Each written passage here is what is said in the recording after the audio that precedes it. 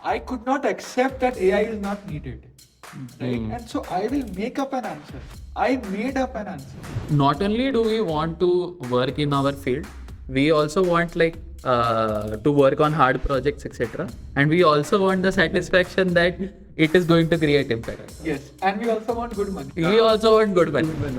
The people I have met in Wadhwani AI are some of the best people I know, and they are very close to me. And we had such a good time. Once I built a model, I wanted to be completely independent. That today, if needed, I can build front end, back end, database, deploy it, everything. I should be only be able to do. I was diagnosed with ADHD in 2023 in January, and I was on medication. I am not as impulsive as I used to be. I don't freak out if I don't complete a given task in time. I'm like, ठीक है, I'll do it tomorrow. कोई नहीं मर रहा है आज. मतलब maybe you are traumatizing the people close to you. You are shouting at them, and that is hurting them. But वो सब चोट दिखता नहीं है ना.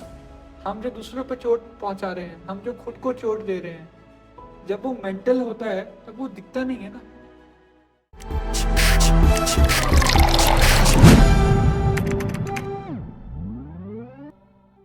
You had one more internship. What is this? Before Hyperverge? Before Hyperverge, 7th semester के end में निरामाई नाम का it's office here only, no? correct. It's a AI based early breast cancer screening startup.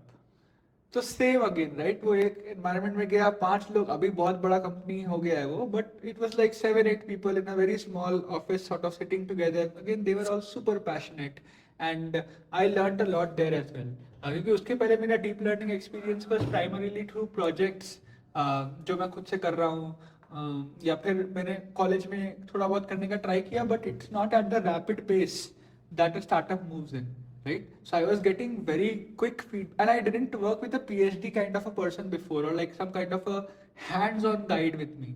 But यहाँ पे निरामय में I had someone who was like a senior ML engineer. How did you get it? I looked first for startups who are working for solving some social problems in India, and Niramay's name came up.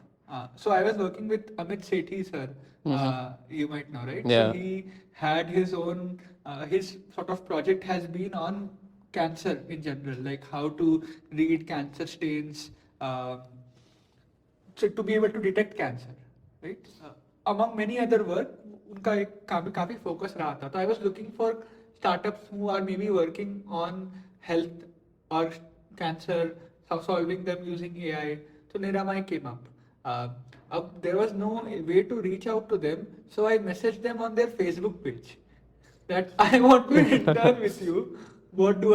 I don't have any email address that I can send my resume to. That's how I reached out to Amit Sethi also. Like, I mean, he had an email address, but I thought he's active on Facebook, so he'll reply. Yeah, exactly. Right? Reaching out on Facebook for this, so it worked, and their official channel, uske through they replied, "How did you get to know about us?" So, and then we spoke. I had a couple of interviews, I think, and they were like, "Fine, come." So I had like a hands-on guide. Who So, was helping. what was the difference between you were doing this in kind of a production setup, deep Correct. learning for the first time, right? And before that, you had just done projects. So, what was the difference that you observed? Like the major difference?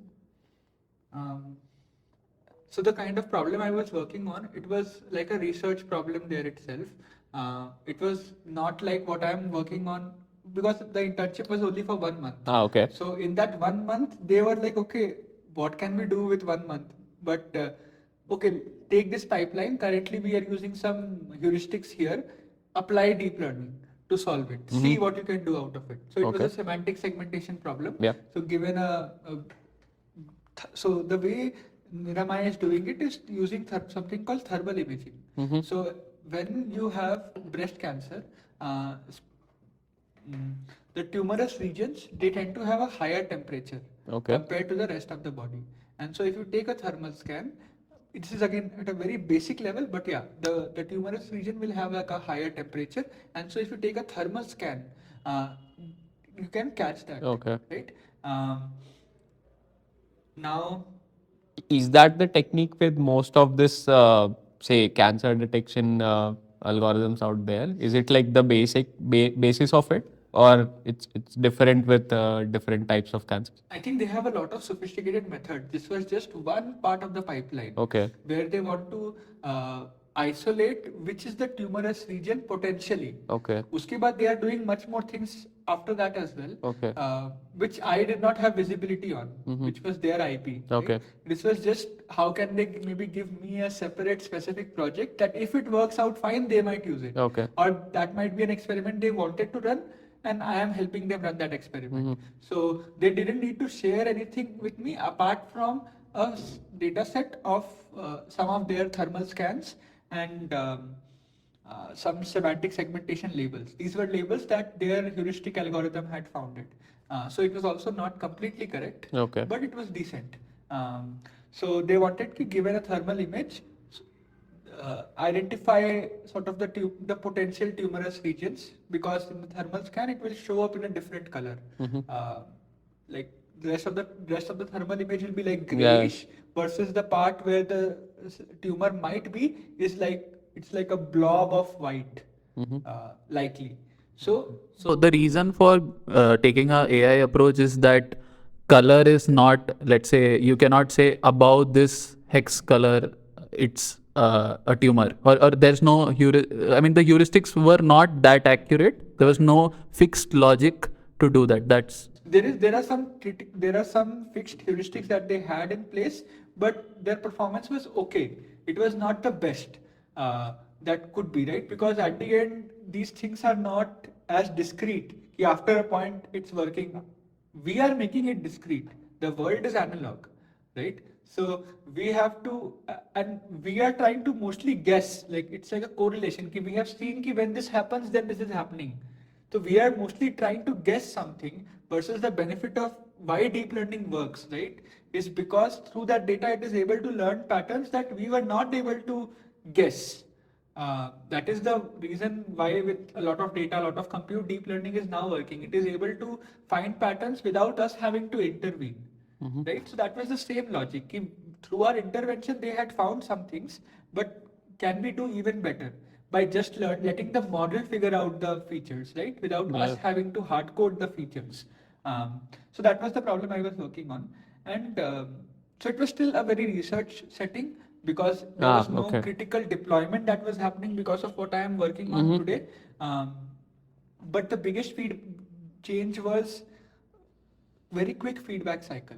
Right? In an academic setting, firstly, I only had a prof, and they are not like necessarily coding on a regular basis.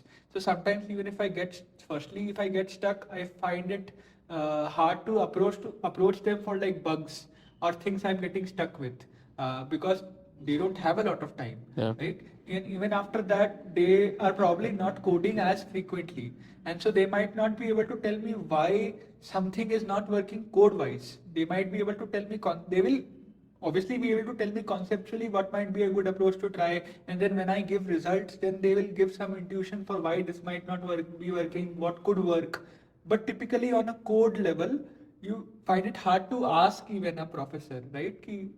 How do I write this module, or how do I write this custom loss function jahan pe I am getting stuck in this differentiation. So it becomes hard. Versus because I had a mentor there, I was able to discuss with him on a regular basis, right? Throughout the day, we would keep, like not throughout the day, but we could discuss often. And so those touch points helped me iterate very, very quickly. And I also had my own ideas. So they enabled that. Yeah, you read papers, you try different ideas. And because of the feedback cycle, I could get corrected early on rather than going into a rabbit hole, wasting a lot of my time, going into a wrong approach and then being told like 2 months later that this whole thing is wrong only. For them, they are also money conscious and they need results quickly, right? So they are able to pick early on, what approach are you doing? Is it even fundamentally correct or not? So I think the crux of it is very quick feedback cycle that helped me iterate much faster and go in the right direction. Got it. And by the time I also wanted a paper. So after the 1 month work, I kept continuing. We submitted to a conference. We got a paper out of it as well, and then we also got a journal paper out of it. Oh, nice. So that was my first publication, Mhm. and yeah, I was not expecting a 1 month internship to turn to it, but it happened, thankfully. So I learned a lot there. But Hyperverge I learned even. What were the learnings of that paper? Like summary of it. I think we tried different kind of loss functions. We tried different model architectures to a novel setting, which was a thermal imaging kind of a setting. So that was the key learning. Key even given this thermal imaging setting and the task of semantic segmentation, we have tried different models. We have tried different loss functions. And this is the result that we are getting. And so this architecture seems to be working the best. Okay. That was the main learning. It was a very application-oriented paper. Understood. And so the data set also was new, so it's not like there's a benchmark out there. Yes, because it's breast cancer images, and at that time at least there were not enough breast cancer open data sets out there, and not like a benchmark that existed which we could compare our technique with. It was all in-house. Understood. I think that's very interesting. And that journal paper that you mentioned about, so what's the difference between like a journal paper, a conference paper? What should students go for, aim for? Can you give a bit of intro into that? Yeah, I think my more rigorous conference paper happened in Wadhwani AI when one of our works we had published in KDD, which is knowledge and data. I forgot the full name, but it's also a conference that appreciates applied work, because again at Wadhwani that's what we were doing, applied AI research work as well. So there, at least for the kind of paper I had published, experiments mattered a lot, right? Because there we are not talking about fundamental architectural changes. We did some of that as well. We did do the architectural change, but if we had, so in that paper we were covering a sort of novel architecture, slightly novel architecture that we had built. We had covered a completely new problem that we were trying to solve, a completely new data set that we described. It was for detecting and counting pests in an image, classifying and counting pests in an image. So it was a very new data set. It has been publicly released now, but at that time, not a lot of people had even heard of that problem, right? Then we did a lot of ablations in terms of dataset splits, and we also did model compression because we wanted to deploy our model on the phone. So we compressed some 250 MB model to 5 MB. How does that process usually looks like? So I mean, two things that I'm curious about. The first thing that you mentioned is that you did a ablation study of this data splits, right? How much does that matter, or how much did that affect the results? And the second thing is this, you were talking about I also forgot. Model compression. model compression, right? Yes. So how does that pipeline look like? So data, see, that's one of the biggest difference once you move from an academic or like tutorial kind of a setting to a production setting, right? Where you know that data plays a lot bigger role than model loss function. Like assuming that you are not making unreasonable choices amongst that. If you change the architecture a little bit, if you change the loss function a little bit, it's not going to have as much of an effect as the quality of the data that you are training it on or evaluating it on, the quality of data, quantity of data, diversity of data, how representative it is of the real world samples, because these are things that you typically don't get in a competition kind of a setting or a tutorial or a course kind of a setting. There you are given a fixed train, test, validation split, and the test set is just fixed. You keep iterating and everyone is showing a benchmark result on the test set, and that test set fails to become the test set. But that's the setting you come from. Versus in the real world, like when you apply it to solve real live problems. This is the biggest difference, right? Now, for example, we were collecting data from 3 different farms and across different seasons for different pests. Now, if we collect the photos, so we were collecting images of sort of pests being trapped in there's a particular trap, Okay. and pests were being caught there, and we took photo of that, right?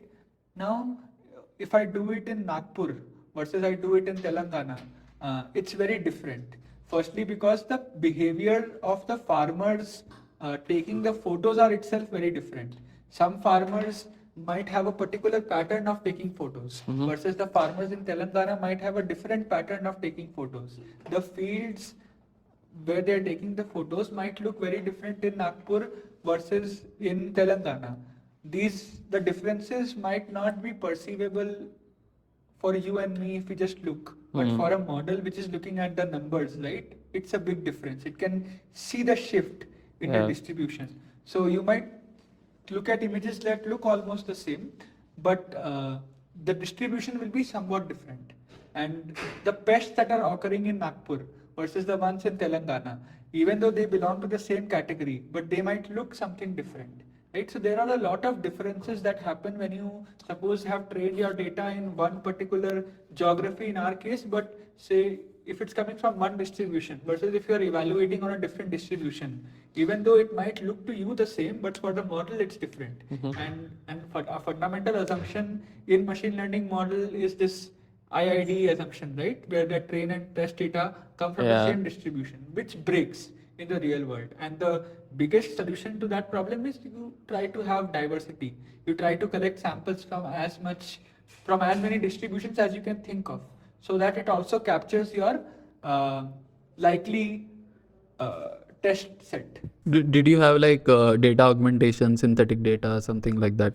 We had data augmentation. Yeah, we used synthetic data. We used in a different project. So that was so in Wadhwani, one of the projects that I was working on was identifying low birth weight babies, because for babies who are just born, neonatals, the weight is a very important indicator of malnutrition, but it often gets caught incorrectly in the field.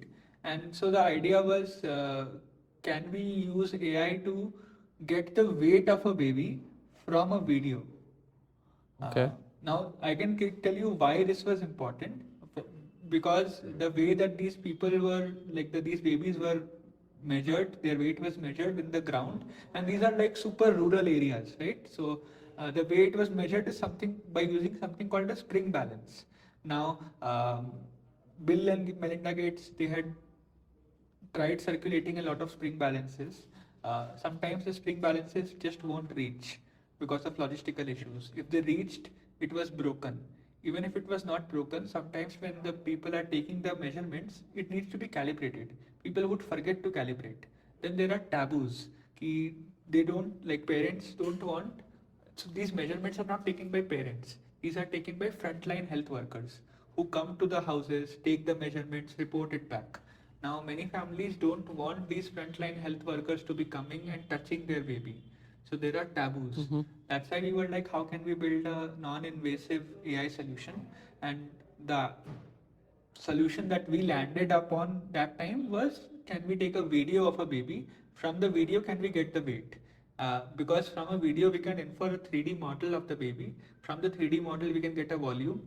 From the volume, these babies have a fairly constant densities, like for the first few months, within an error range that is acceptable, which is almost the same as an error range of a weighing scale. So through the volume, assuming constant density, can we get the weight?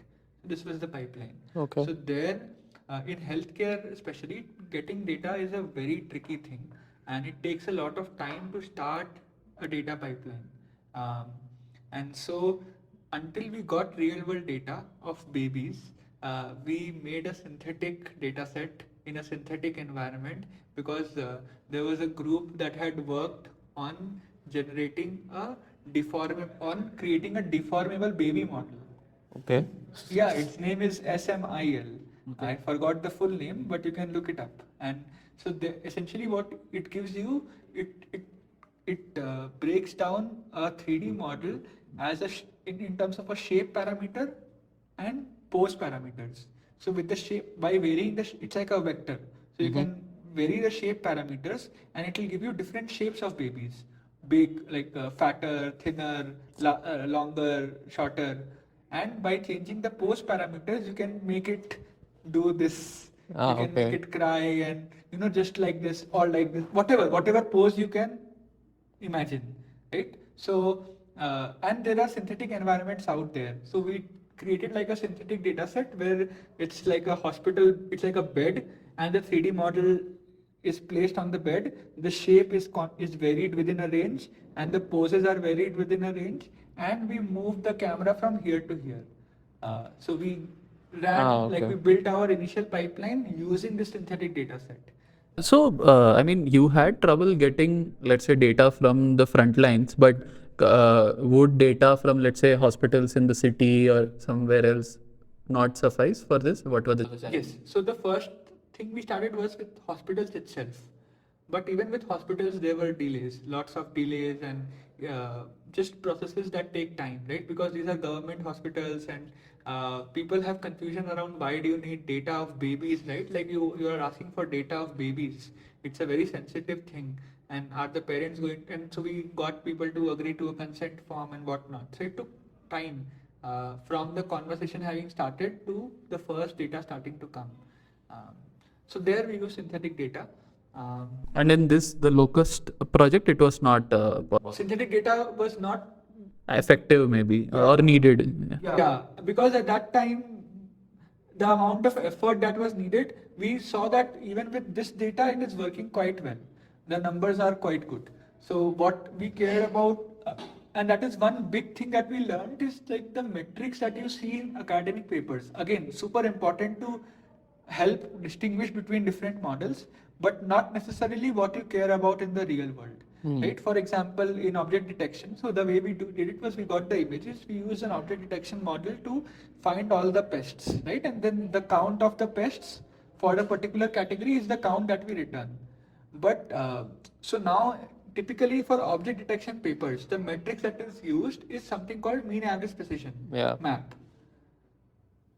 MAP is not understandable for someone who is using this tool on the ground, right? If I tell them the model's map mean average precision is 0.8, what kind of decision can they take, right? And it also is not helpful if it moves from 0.8 to 0.82 or 0.85. How is my final outcome being affected, right? So then we had to almost always, in every project that I have been involved in, I have to always define a custom metric that is suitable for the problem I am working on. So in this case, say the problem was counting. So first level metric was mean average difference in the count. What was the reason counting was a metric? Like, what they use it for? So the overall goal of the agriculture, so I was working in agriculture and healthcare in Wadhwani. So in agriculture, the main goal was how can we help increase farmers' yield so that their income can be improved. Now, yield is dictated by a lot of factors.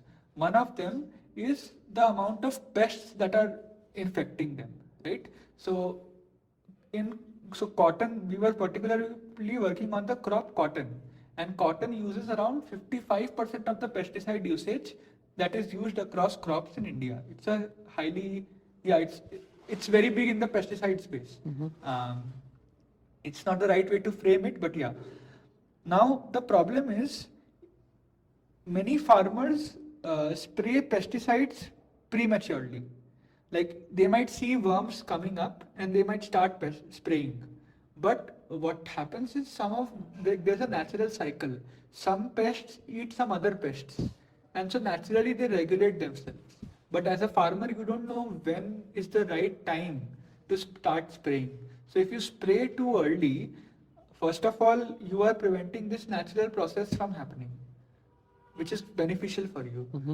Number two, you are spending a lot of money now on these pesticides versus when the infestation actually becomes high, you won't have money to spend then.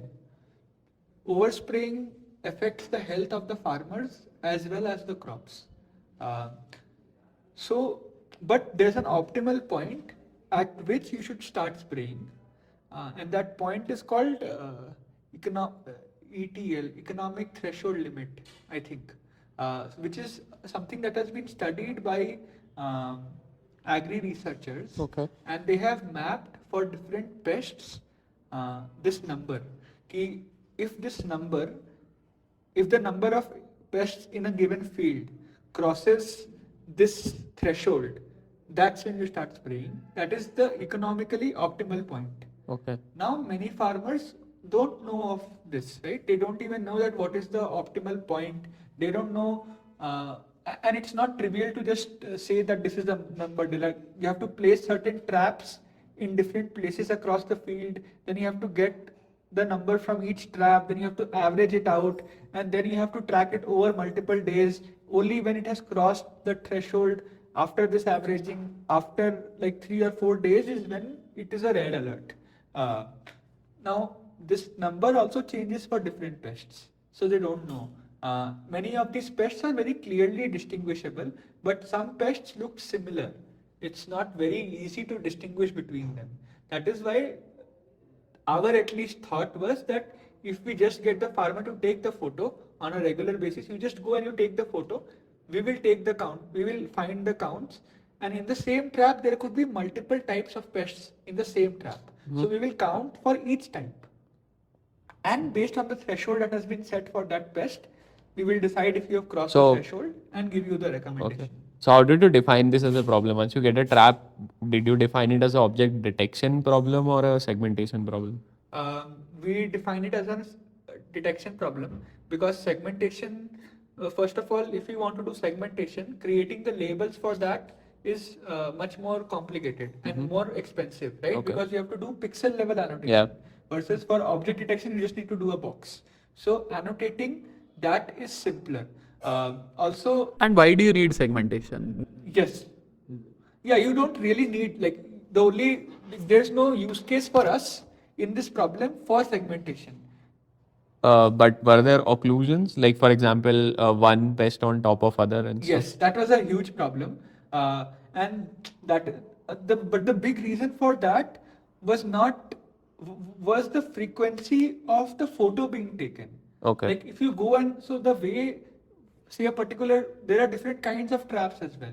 But there was one particular trap where you have to empty it to take the photo on a sheet of paper. So if you are periodically taking photos, you are emptying it periodically, right? But if you don't go and take photos frequently enough, it will get filled up. Okay. And so when you pull it down, there will be occlusion. And so that's that's not a problem that is best solved by AI. Okay. Like we should still solve it to some extent. Okay. But if it is too much, like if there are 100 pests, that is not a problem that AI can solve. It is an adoption problem. It is a product problem, right? So also we learned that, right? To know what is a product problem, what is an AI problem, because if people are not going to adopt, like if they are not doing it, then there's a different, like there's a deeper reason why they are not doing it. Maybe they are not finding value out of it, right? So you can have the best 100% accuracy model, but if people are not finding value, what is the point of this model? Yeah. Right? And so that was a product problem, and we did have occlusion. So we also highlighted some of these things in our paper. Okay. See, what are these real world dataset problems, right? So when you get these insects out, it's not, so the same pest looks very different because for some of them the wings have fallen off. For some of them, they are completely intact. Some of them are on top of each other and they look almost like the same pest, but they are not. And you have to identify some pests which are of different categories, they look almost the same. But you have to identify based on their eyes, based on the pattern of their wings, based on the texture on their back. So these are things that, again, it will be difficult for farmers to figure it out, but also for the model, if the back, which has those distinguishing scales, has been chopped off or has been scrubbed, model does not have that information to tell which pest is this, right? So I think that's one of the reasons you do end-to-end deep learning and not maybe like try to find a scale. So it's not a scale detection. It's like you directly detect the pest. Correct. Correct. Yes. So what we had was, so that is why we then realized, okay, what matters is count. From this image, we want to get the count. Now it doesn't make like one can make a pipeline where you have an image and you output directly the count, but that is likely to not be the most accurate thing, right? Because you want the AI model to do what it is good at. Getting like making it predict a count is just intuitively for me not the right approach, because at least at the time, maybe nowadays if you use GPT-4 vision, it might still be able to give you the right count, which actually has been shown for some of the use cases for GPT-4 vision, right, where there are images of oranges and it says count the number of oranges, and but they have also shown that it does make mistakes. But what we know is, at least at the time, this is 2018, right? Object detection is fairly well understood, well researched, and if you can get the right objects, you can just return their count. Yeah. Right? So it's a much more standard problem. We also discussed if you want to do semantic segmentation or detection, and for these same reasons, we just went with detection because it was simpler, less expensive, and we didn't find the use for doing those expensive levels of segmentation. And if we want to do segmentation, then we'll have to do instance segmentation. Yes. Because as you said, right, because of the occlusion, if we don't mark this insect separately from this, it will look like an X, for example. Yeah. So, but with object detection, you can mark 2 boxes, right? So that is why we went with the object detection approach. So the first, once we deployed it on the ground as well, we realized that we just had an object detection model. You have an image, it will detect objects, the insects, and give a count. Now people were trying it on random things. People are taking photos of their curtains. Now curtains has a pattern that looks like an insect. The model, deep learning models are not graded out of domain, out of distribution images. Yeah. Because these models don't have a capability to say that this is outside of what I am supposed to be working on. So you had like a other class in your model. Yes. So we had essentially what we did was we made like a multi-head model. One head was doing the detection, another head was doing classification. Okay. And that classification was whether there is a trap in the image or not. If not, ignore detection things, right? And then after that, we realized that there are even more problems, like say the lighting is not good, right? Or the trap is occupying a very small area of the image, or they have completely zoomed in on a small area of the trap. So we then added an image quality check as well. So like as a part of the model itself. We did it outside of the model. Okay. Because it didn't require any deep learning processing. We were just doing some computer vision based features. Okay. Because it was easy to do it. Yeah. Like we didn't have to train another network again from scratch. Now what was happening was when we deployed this model after all of these changes, everything was in the cloud. The way these farmers, the areas where they operate, their fields didn't have Wi-Fi or mobile network. So they would take a photo, they would go back to their place, they would upload it, and then it would say, oh, wrong quality image, take again. Oh. So they have to go back, take another photo, again come back, and then check if it is valid or not. This was a huge barrier for adoption for them.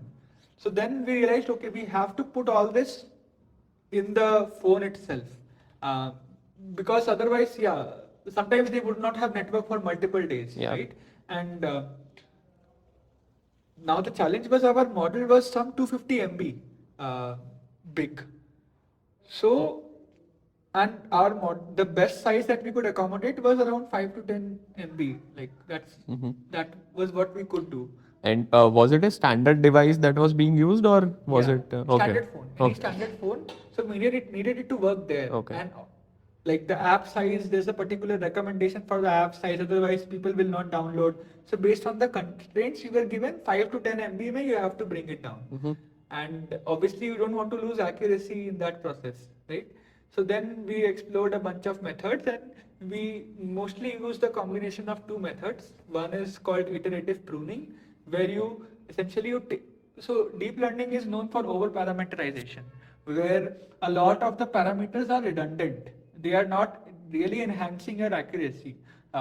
So pruning is a method where you prune off these redundant nodes or connections, which reduces the number of parameters that you need to store, and then that reduces the size of the model essentially, right? So iterative pruning is where you prune, like there's a method to select which nodes should be pruned, basically based on how much are they contributing to the final score. Okay. Then you prune the ones which are contributing the least, but then rather than just stopping there, you train this pruned model.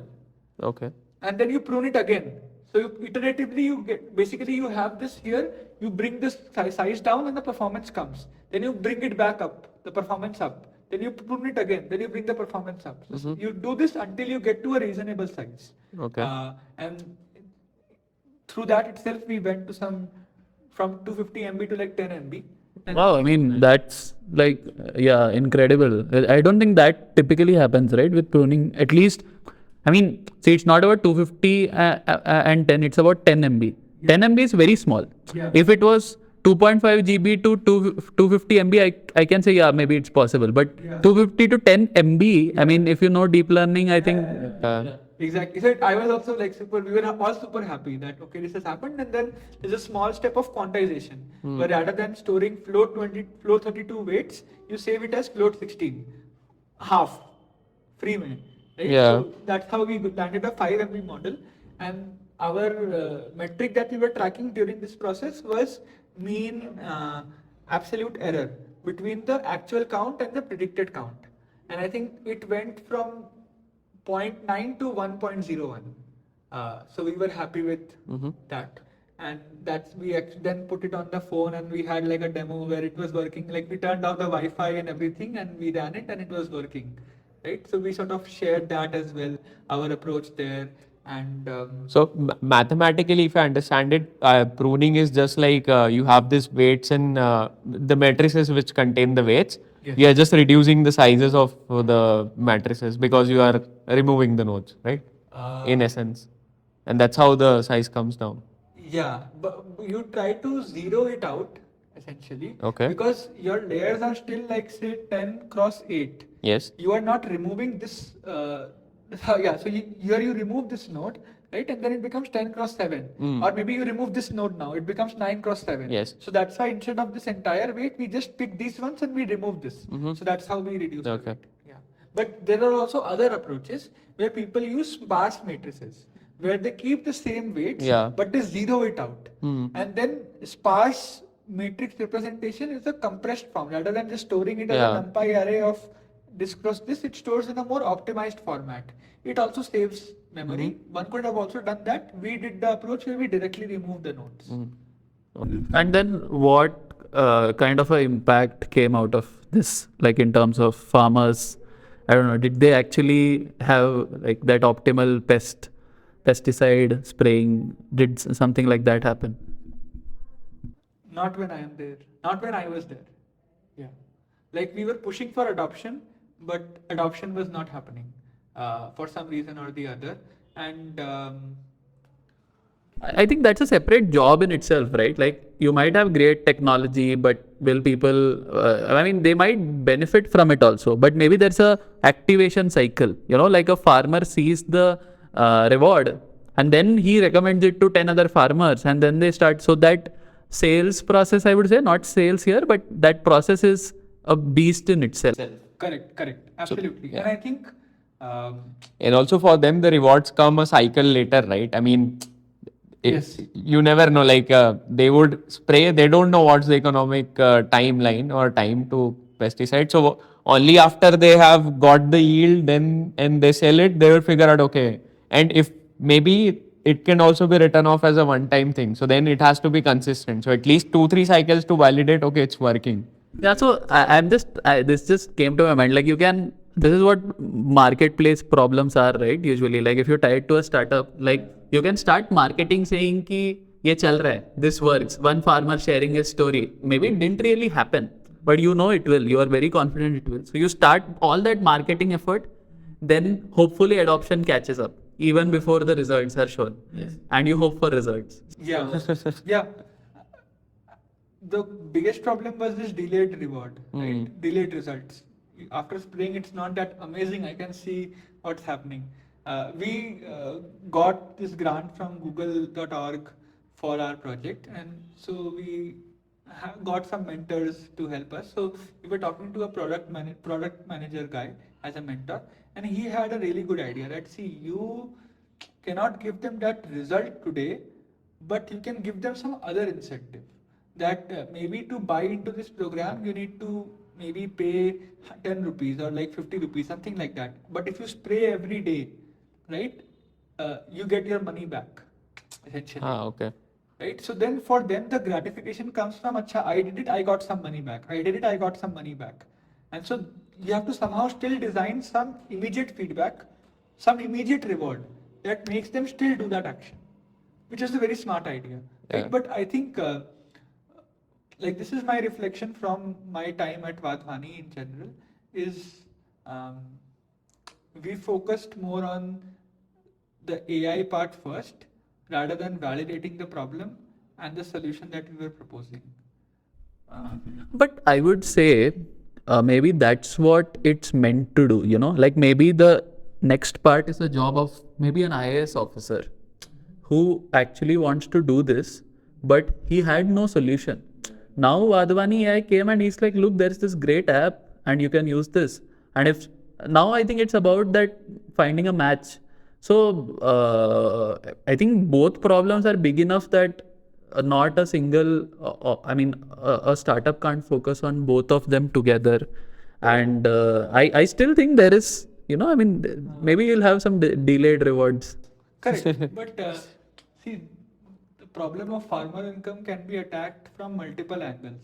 We attacked from one angle and we just committed to that angle without validating if it is the most effective angle. Because we started and we were like, we will build AI model. Yeah. But we didn't validate कि अरे assume 100% accuracy है AI model का. Will we like we did this project for 2 years, yeah. So we could have tested for 1 season, no? Yeah, and I'm now guessing like what if like you start a great training program for the farmers, like a set of farmers are becoming experts at this thing, and then they go and teach other farmers and you start that. Yeah. Maybe the app is Not needed. Exactly. So that Yes. was like. Or just maybe like- the problem of pests itself is not that big, but the distribution channel is a bigger. At least from a farmer's perspective, what is more focused is how would I get more income out of it?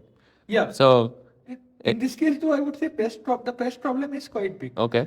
But the solution doesn't have to be an It doesn't have to be. which needs to count. Matlab, these pests you can teach the farmers to also like be able to distinguish or something else. Matlab, at least our first approach should not have been to build an AI model. It should have been because they don't need the count in 1 second. They can get the count by tonight as well. So we could have started with a small batch that did a control study, right, between the ones who are using our app, ones who are not using our app. And the ones who are using our app, there could be a person sitting behind who is counting and returning the count without any AI model and tested it for 1 season. If it clearly worked, then our confidence can be amazing and then we can go all in, right? But there was a constant confusion that why are we even doing this? This question kept happening internally. Ki, is this going to add as much value as we thought it would? I have seen this, I mean, happen a lot in larger organizations as well. But there, what I realize is, I mean, you might not be thinking why this is important, but maybe like someone at a 3-4 level up hierarchy is, and you are just one part of the solution. You know, like you try one thing and there are 4-5 people trying something else in parallel, and then one of you will probably lead the solution, whatever works. So sometimes your work might not be consequential. In fact, oftentimes I think these large organizations are infamous for killing big projects. I think this is how it happens, but it's important, I guess. So yeah, matlab, I mean, that stage we were a small organization and we didn't have a lot of people. We were just we only had 3 research fellows. So I was a research fellow and there were 2 others. And we were the only ones who were coding the ML model, right? No one else. And we were just like, I was fresh out of college. The other two, they also were fairly, like they graduated a couple of years or so back. And so it was a lot of onus on us as well. And we were focusing mostly on the execution. But yeah, we could have also, like there were times when I also had a gut feeling that is it really important, but I didn't push for it enough. And I was just like doing it because I got a lot of joy by doing, right? That's the real answer, that I enjoyed the doing part of it. But when I look back, like for example, when new team members joined, and they asked me why are we doing AI here, I could not accept that AI is not needed, right? And so I will make up an answer. I made up an answer. I did, and I convinced myself and them that AI is needed. Now don't question it, just do it, right? So I did that. And even for our baby project, amazing learning. I learned a lot. I met really good people, had a great experience building it. But was it the right solution? Was it the right way to invest so much money? So much money you have no clue that has gone into it, and so much time. Was it the right approach? So, I mean, do you think, I don't know, like it's that, see, this is not just, I mean, I would say, like in this particular field, like this is with many of the startups started by engineers. It's like, let's build the product, you know, who's going to use it? How are they going to use it? How will they understand how to use it? This part, I think we think, हाँ हो जाएगा, you know, but it does not happen. Yeah, it does not. And I think that's where I was very impressed with that customer first approach that you took with your first starting itself. And there itself, even when you took a customer first approach, the adoption was not that great. So it clearly tells like how much more you have to talk and how much more parameters you have to cover before jumping into the solutions. Like Correct. This is what we should build. And I think perseverance as well, right? Like, Yeah. So even though for the first batch we learned that okay, why our app was not being adopted after the pilot at that time is because we didn't talk to teachers. So we didn't even realize that this will increase their workload. Based on that, we could have iterated. Exactly. We dropped out. Yeah, I mean, yeah. So I think we were following the right process. Exactly. If we had persevered, it might have led to some other failure, some other learning. Yeah. But I think perseverance matters in the customer first approach. Exactly. Here the approach itself, I was enjoying it. I was not questioning it, but somewhere I know I was feeling maybe it's not correct, but I did not act a lot on it. Now there are problems like, from what I think, that Cure AI is solving, right? That is a well understood problem. People are looking at X-rays and interpreting it. Based on the interpretation, they are giving recommendation. This pipeline is already there. They are just replacing this. Rather than the radiologist spending so much time on reading, an AI is reading. They are not creating a new workflow. What we were doing in both the projects was creating a new workflow, which is very hard, right? People have a lot of barrier in moving to a new workflow. So before starting on AI, we should have first validated that workflow. I think this is classic 0 to 1 problem. I mean, this is not just with social good. I would say like most startups done this. I guess, I mean, the bad thing here was maybe like the funds, etc. were there. I mean, that's supposed to be a good thing, right? But often startups don't get funds. Correct. Right? So they really strive to get that first impact going, and then they get funds. Correct. That's when, I mean, you are onto something. So sometimes funds hit you in the foot and you end up solving not non-existent, but like maybe the wrong approaches to the... That is why I'm a little, after spending 4 years at non-profits, I'm a little wary of this grant-based thing, because it takes away the incentive to figure out soon if this is even valid or not, right? Yeah, I think this is ये थोड़ा, I don't know ये हमारा problem है या ये this will help us later, but not only do we want to work in our field, we also want like to work on hard projects, etc. And we also want the satisfaction that it is going to create impact. Yes, and we also want good money. We also want good men. कहाँ से आए? मतलब वो like then society will say तुम खुद ढूंढ लो, खुद बना लो, मतलब नहीं है ऐसे problems. So या तो तुम करो job. Correct, that is true. And जैसे मैं जब मेरे जो अवंती फेलोज के जो हमारे फाउंडर हैं Akshay, he is like my mentor, life coach, saviour, everything. Like I really respect him and he is the guy who did this for himself, right? Where he is super smart. He cared about a problem very deeply, and he also realized, I think, that he couldn't work for anyone else. So he went ahead and he did make his own company, right? And उनका अपना अलग-अलग philosophy था करने का. कि he was initially, for a long time he was thinking कि okay, I will have these two kinds of companies. One is a for profit, one is a non-profit. The for profit I will generate revenue that will feed into the non-profit, is what his idea was for a long time, and he pushed for it and he was doing it. But I think he recently shared with me that at some point he realized that if you want to work at scale in India, you have to work with the government. And to work with the government, you have to probably go all in on the non-profit. Like this for-profit business becomes like some kind of a distraction towards that goal, right? But he is someone who has done it, who has taken that leap, who, he was not sucked in by his salary only. कि पैसा चाहिए, मतलब पैसा चाहिए.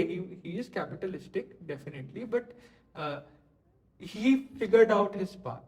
Right? And I was asking him during our last meetup कि मतलब how do you get to this point, right, where you're doing something that you find meaning in? And he was like, देखो, smart लोग अगर एक goal set कर लेंगे, they will get it.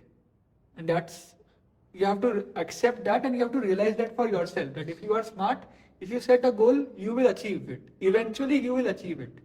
वो बोले problem becomes when you set multiple goals.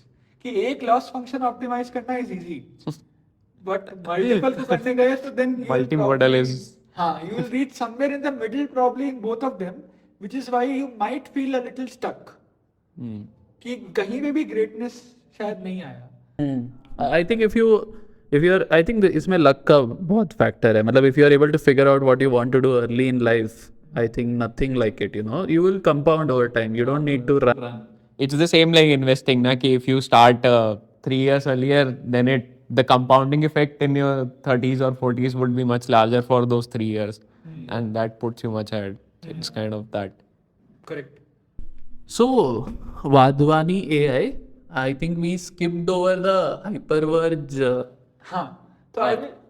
Yes. So I think there were just 15 people or so there, right? And so they all come from, like many of these people, they come from IIT Madras. And IIT Madras, there is a group called Computer Vision Group. It has been renamed to CVI now, but it was CVG. And the founder of that group is our CEO. And a lot of people worked there who were in that group are part of Hyperverge now. And they have been for many years. And so there was a very clear brotherhood. मतलब सब 2-3 साल बड़े ही हैं मेरे से उस समय भी. Right? So it felt like ये सब just थोड़े से ही बड़े हैं. They are all, it's like a family kind of an environment where people are having fun, but also super serious about their work, extremely smart, while also kind. मतलब it was a setting that I have not been in, right? या तो आप मतलब kind लोग के पास रहते हो, and often times इतना intellectual बातें नहीं होता है, मतलब या फिर इतना kick नहीं मिलता है आपको, but आपको intellectual kick भी मिल रहा है, और आपको एक अच्छा फैमिली फ्रेंड टाइप का सेटिंग भी हो रहा है. I could be my self with them. Like I can be very quirky, but they accepted my quirks, they enjoyed, like they celebrated my quirks, and they made me feel very comfortable there. So I was very happy in my tour. I learned a lot because my mentor, he is one of the smartest person I know, and he is in the product I am working on now. He is our head of product. And I still believe the same. He is one of the smartest guys I know. And because when I would get stuck, I might spend 4 hours on it, right? And he would say, इस file में इधर line में ये हुआ होगा. And that is exactly the problem, which you will not guess. This is something people say about Elon Musk. Like, I don't know if it's true, but like even though he's not like that technically deep in all the time, but he will point people out to the right direction, and that's why people respect him also. Like, he doesn't lose touch with the ground. Yeah. But there are a lot of such people in manufacturing. Like since I was in the automobile, right? So people often talk about very good mechanical engineers who would just touch it and say, ki, okay, this is the issue. Like, why is this machine vibrating? Because वो ball bearing का एक कुछ तो issue है वहाँ पे. So they have worked with one thing so long that they know it in and out. Like they can just check the acoustics or just the sound of it and they can tell, okay, this is the issue. Correct. So it kind of happens when you are working on one problem very long. It just becomes very clear to you. Yeah. Kind of. And I could see that in them, right? And they were teaching me practically how deep learning works. Like they were like, बाकी सब हटाओ, model है, अच्छा है, best model लेके try करो. But their focus on data was so relentless, right? कि data annotation का रिव्यू खराब हुआ, फिर भेजो, फिर ठीक कराओ, फिर लाओ, फिर रिव्यू करो. मतलब that was so rigorous. There was a guy, मतलब एक कंपनी है देसी क्रू नाम का, it does annotation. It's like a outsourced annotation team. तो we had a guy in the office sitting देसी क्रू टीम से, राइट? और उसके पास जाके बोर्ड पे देखो ये एनोटेशन सही नहीं है, ये गलत आया है, फिर वो जाके अपने टीम को फीडबैक दे रहा है कि ये गलत आया है. And it was super clear that data was the focus, right? And they never shied away from it. I think with most of the deep learning teams, the more optimized, this is what I have experienced, the more optimized your feedback cycle for annotations and data is, the more quickly you will ship your models, I guess. Correct. Yeah, and for me, it is a red flag if a team does not focus on data. Yeah. Like your data is not clear for so long, I cannot work with you. Like, it's very clear. Yeah. Correct, right? So I learned that focus on data. I was again pushed a lot to do a lot of things in a short span of time. I also made mistakes, but I was also given feedback, given a very good, healthy environment. I could also discuss things beyond work with them. Like I got to know about Vipassana for the first time then in 2018 when I was interning, because this was a very different organization. Like almost everyone had some kind of spiritual practice. I am coding essay and I look up, someone is randomly meditating in front. That's what people do. Sometimes I walk into the pantry, 2 people are meditating niche. So it was very different for me to be there. And we used to share, like we used to eat at our CEO's home. Some of us, we used to have the same cook. So we used to eat with him. And he is like, he's done so much, right? And he's so wise. And but if you look at him, he's extremely humble.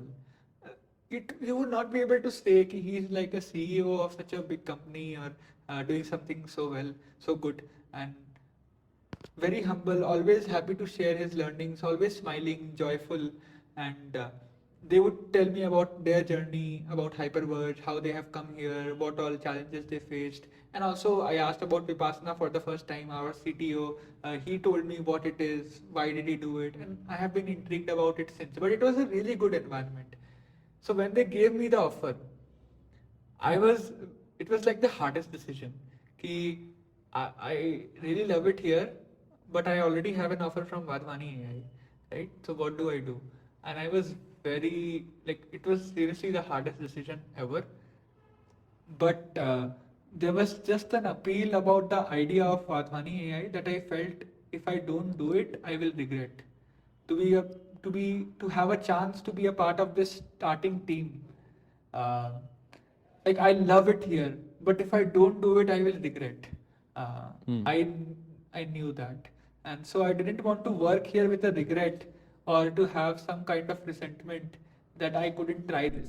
It had nothing to do with the salary, nothing like that, right? Just to do with the cause. Yes. We had not even discussed salary here because I was just like, I really love it. What do I do? It was not about salary because I had read enough times from other people that in your early stage of the career, you should focus on optimizing learning. And that is what I like. As long as I'm not getting like paid poorly, it's fine. So yeah, I was optimizing for learning, and just there was this curiosity about this AI for social good. I have to be there. So yeah, that's why I didn't stay. Just because I had Wadhwani AI, whose idea was too promising to not give it a shot. Um, but I'm also very grateful. I will probably still not go back and change anything, probably, because the people I have met in Wadhwani AI are some of the best people I know, and they are very close to me. And we had such a good time. Like it set the bar for a workplace environment very high for me. I used to go to the office every day. I would look forward to being in the office. I was always excited to see the faces of the people who are coming in. We had a lot of fun. We had really good conversations. We respected each other. Uh, and I still have that discussion with many of my friends where I miss that brotherhood sometimes. Like I have that at Hyperverge here with some people, with a few people, and it will take time for it to happen. But I have become a little more closed now because of just things that have happened in the last 5 years. I don't open up as easily and let people come close to me as easily. At that time, I was खुला किताब हाँ हाँ आ जाओ एकदम. So then those bonds that got formed. Um, What does it take to build an org like that? I mean, especially as a startup stage. I mean, funding can't be the only answer. You have a lot of money, so now you are all nice to each other, right? It's something else. So what is that, in your opinion? I think it has to be set by the founders. It has to be set by the founders. There are, I think, multiple factors. Vision, I think, is also very critical. For Wadhwani AI, it was a non-profit. So mostly, like we were graduates, but the most of the people coming in, they were like 30 plus or late 20s. Most of them took a pay cut to come here. Right? So they were not coming in for the money. They came in for the purpose, for the opportunity. And I am not very in touch with how Wadhwani AI is doing now, but at the time that I left and many others who were, so none of the core team members are there anymore. No one. The leadership is changed, everything is changed. Not a single person. So the people who we were the first 10 people or first 20 people, right? Whenever we meet, we just feel a sense of regret uh, for what could have been. Because it was an all-star team. Like, as in, it was a really good team in terms of people who really loved spending time with each other, people who are smart, people who care about the cause, and I think- have them in one place, it was. Yeah. But do you think something can still, like, I mean, see, maybe it just takes more time than what you expected it to take. And that discussion we're having, we want hyper growth. Like we will work 10 hours or we will work like 20 hours a day so that this happens in 1 month. Correct. Something which happened in a year, you want to do it in 1 month. Correct. बाकी लोग भी तो move होने चाहिए ना, मतलब how do you do that? So do you think that could still be done? I'm sure and I'm hopeful, but maybe the regret is that it didn't happen when I was there or when we were there, and none of us are going back. I'll not go into the details, but it was not a great workplace environment at the time. When I said that I loved the environment, it was the people, but there were a lot of admin, other issues. But I think that's always with the good teams, right? Whenever you catch up with them and you had a very good single purpose driven team, you would always feel we could have done more, we could have done more. I think that's always with me. Like I meet my club members, we always talk about that. We could have done more. But I think at that point of time, you must be giving your 100%. So it's like always looking back, you have that regret because now we have grown. But I think it's a And I think this is a learning you'll carry now for life, right? Like अगली बार कभी AI के चक्कर में AI नहीं करना है. Like you want to do AI if it makes sense. Correct. So yeah, it did help, right? It helped me choose my next problems wisely, at least more wisely, and all that. But still, you still can't avoid that regret of what could have been. because just we were all there and we loved each other. Like I am not joking. We loved each other. We loved spending time with each other, and we loved caring about the problem. It's very hard, to find people who care about something, and to bring a set of people, all of whom care about something, and all of them like each other as well. You see, I mean, I think still, I mean, I know you have regrets, but I have been through similar journeys, and I know people who take it very negatively. Correct. Like you don't even accept what went wrong.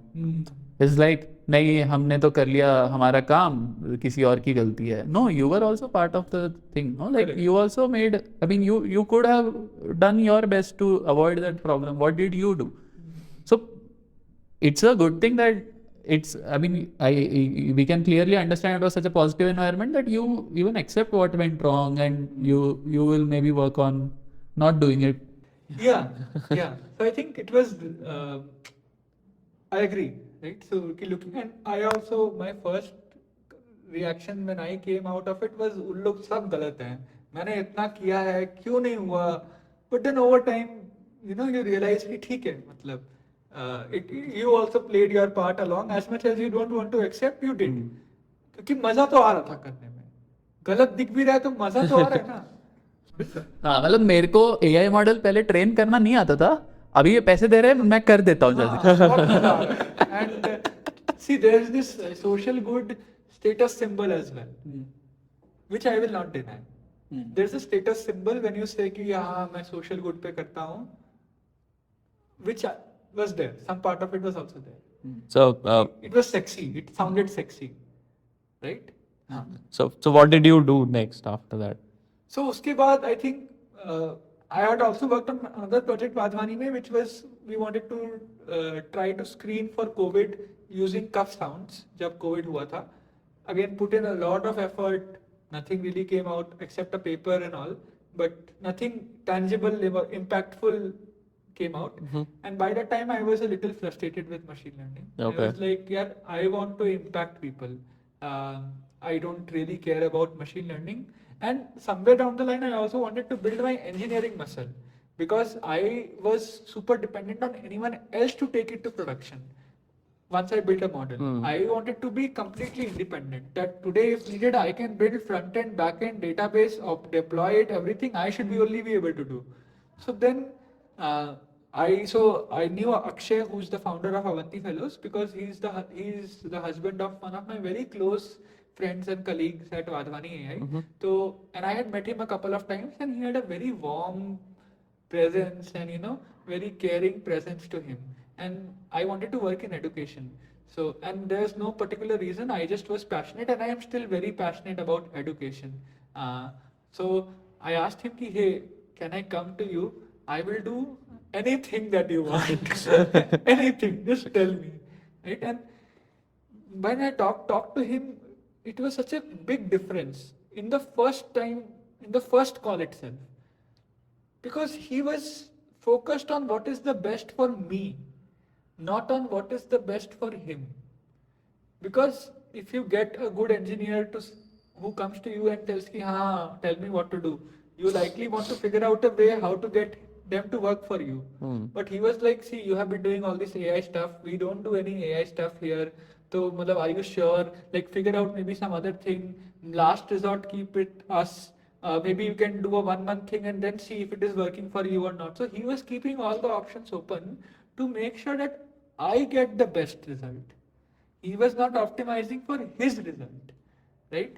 But that's also a psychology, right? If you optimize for the results of your team, ultimately it kind of compounds for But the I success. wasn't his team at the time. Ah, I was just a new person. but he randomly spoke to. if you are going to be part of it, maybe. I suggested I could. He was giving me options which involved me not coming there. Ah, okay. Right? Okay. So it was not his benefit as much as mine, and which was a very big deal for me. And so we started. We're like, okay, while I'm at Wadhwani, we will just do some experiments, and if it is working, fine, and if I'm enjoying, I will leave Wadhwani. And initially, because he knew I'm an ML guy, he was trying to come up with problem statements which was ML focused, and I told him, you leave ML aside. You focus, like you tell me the problem. I think he was trying to make sure that I will enjoy what I will work on. So I asked him, here you focus on problem that you are facing. What is Avanti Fellows primer? So it's typically we have a lot of centers where students from these lower income backgrounds are picked for like motivation and potential, and they are part of those centers which have teachers as well, and they help them sort of prepare better for JEE NEET kind of exams. And during COVID though, we also had another stream that had started because government schools were forced to come online. Now they didn't know how to teach online, right? They had no background.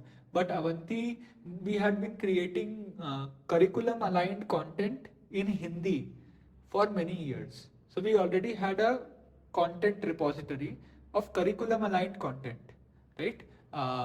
And we knew how to do this in general in centers, or we knew some way to make it work. So we were working with government schools across Haryana. This was around 8 lakh students whom we were managing in some 8 or 10,000 WhatsApp groups. Each WhatsApp group had 50-60 students or something, some large number for a class, right? Yeah, some 10,000 WhatsApp groups or some 5,000 WhatsApp groups.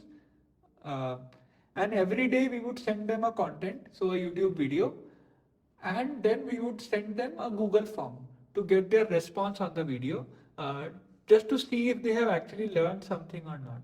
When I asked them, "Acha, then what is the biggest problem that you are facing?" He said that one, the engagement is low, because just watching a video passively one way is boring, right? So there's a huge drop off that happens, and also they didn't have a way to know how the student are learning. Like, are they enjoying the video? Are they learning the concepts? Is it sinking in or not? Like, the Google form was a very low touch way, and very few people used to respond. So they wanted more granular feedback. Like, are students paying attention in specific areas? Are students just skipping certain areas? YouTube doesn't give you this kind of information. At least at that time, the analytics was even worse than what it is now. We wanted to know at a student level, so that we could intervene at a student level. YouTube has like a general public audience, right? But we knew this student or that student, we could go and take an action. So essentially we came up with this idea that, okay, let's convert a passive learning experience into an active learning experience by adding questions between the video. So rather than just getting a video, we would add questions in between, so that after every 30 seconds or 1 minute, you are asked a question on whatever you have learned. So in this way, you are also giving something back, and you are not just taking, right?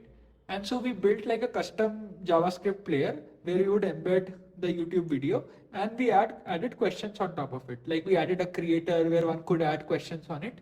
And because it was our JavaScript player, we could also know when student is skipping something, when student is rewinding, going and revising, when students are answering something. So we could track everything about the student's learning journey.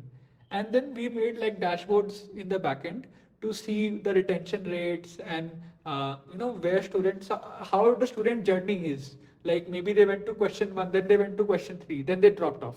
Or they went to question 1, 2, 3, 4, 5 in sequence. Or if they made a mistake here, did they drop off after that? So we got this data, and then we kept experimenting with so initially we saw a rise. We saw that there was clearly increase in engagement rates. So we started experimenting with different attributes of what we were sending. The length of the video, the number of questions, the difficulty of questions, the type of video. Is it like a storytelling video, or is it like a problem solving video? So we experimented with different features. So how are you designing these experiments? For example, say you want to test that whether my length of video is leading to an increase in engagement. Say this, Correct. You have a hypothesis. How are you designing those experiments with the whatever population you had? Correct. So we used to do like weekly experiments where every week we will change only one thing. Okay. Right. Essentially, we were tracking many metrics, but the North Star metric was the completion rate of a video. And so, if anything is helping improve that, then that is good, is what the basic hypothesis was. And we had like WhatsApp groups arranged. So there was one WhatsApp group which would either not get anything or you would get the usual thing, and another WhatsApp group would get the new thing with the change. Okay. Right? And we also had set up A/B testing for ourselves, like some internal way of doing A/B testing. And so we would get like results. A was this, B was this, and B was clearly better or clearly worse. But there were also things like exams have happened, so students are not as active, so numbers are low, right? Or there's some earthquake that has happened, or there is the internet connectivity of that area has been taken away. Well, these were things that would also drop the numbers, but that is where the program team, people on the ground, would bring in the context as to why this number is increasing or whatnot, right? So we built this over a few months, 3 or 4 months. This whole pipelining of creation, player, the one that students are viewing, the dashboard, having like this A/B testing thing set up, and as a team we are reviewing all our learnings. And these are the experiments we ran. Sometimes we would run multiple experiments, and this was the outcome of that. What are other experiments that we could run? What are the meaning behind these numbers being changed? Is it something really about us, or is it something in the ground that has changed? So that used to bring the entire team together. And so I also got a college friend of mine. Okay. हमारे batch का मेरे batch का used to live above me, very close friend. So I said, "आ जा तू भी कर ले." So and then eventually he also left his job, and we made like a non-profit, not officially, not registered non-profit, but we were planning to be a registered one. It's called Plio. So it was like Avanti Fellows has sponsored a product called Plio, PLIO. Okay. So that's how we had segregated. Yeah, Avanti is its own beast. It's like a 250 member organization, and Plio we are like 3-4 people, right, who are operating almost independently. And Avanti Fellows is using Plio as a tool for their program. And once after many iterations, we reached a point where the completion rate for Plio, so essentially जैसे Twitter का tweet होता है, तो प्लायो का we were calling Plios. Every interactive video that we were sending, we were calling it a Plio, ऐसे ही नाम के लिए. So the completion rate from Plios was 5x that of YouTube. Okay. We found something for our students कि 5x हो रहा है. And then Akshay's point of view was कि see, the only way to doing an impact is not to directly go to the consumer. You can also help other people who are going to their own consumers. So there are many other non-profits, education non-profits, non-education non-profits who have a similar program as Avanti, who are using videos for reaching their beneficiaries. Let's make a platform out of this, so that other people can also benefit from this. And उस समय तक कि scalable product वगैरह कुछ बनाना आता नहीं था, Streamlit पे ही सब कर रहे थे हम लोग, और JavaScript थोड़ा बहुत सीख के कर लिया था. But that's actually very important. I think कि people always think we have to create impact. So सबसे पहले we have to learn full stack. It's not necessary. मतलब you can start with no code platforms, and these are things we are also in our startup. We are also exploring these things. What's the quickest way to go to market? Correct. I think that's what's more important. Yeah, it helped us so much. Otherwise, we would have been just stuck. I think a Streamlit is like a super amazing tool that helps anyone move. Like for a long time, our creation platform completely on Streamlit, dashboard completely on Streamlit. I had exhausted all its features. So it was amazing how much you can do with it. But then when we wanted to build a platform, we knew it cannot be in like 2 Streamlit links and then one thing. We wanted now a custom, like a proper platform that everything is in one place. And we got some designers, like a freelancer. It's a company called Colored Cow. They sort of are a I don't know consulting is the right way, but engineering consultants. Like they will come and help build things with you. So engineers, designers, everyone. So we got like a designer. They built an amazing UI for the entire thing, and I was so happy that, oh wow, we will build this. And we didn't know how to build any scalable apps. So we got one of their, like a couple of their good engineers as well. And while he was telling us what it needs to build like a scalable app, and while he was like making a change, we would completely study whatever he did, every single line. We would go back and read whatever is needed, so we completely understood it. Right? And next time when something similar is needed, then we would do it. So that way we also kept learning, and by the end of it, we knew now how to like we knew the basics of everything, and we had scaled to like thousands of users. Like at some point, some 40,000 students were using it. So we knew now how to build these scalable apps. Not that we have reached like millions or whatever, but we know the basics now. How one can go there, or what is needed to learn to go there. Um, so it was amazing, and we learned a lot. We spent so much time on the field as well. We did field visits. We visited the students, the schools, and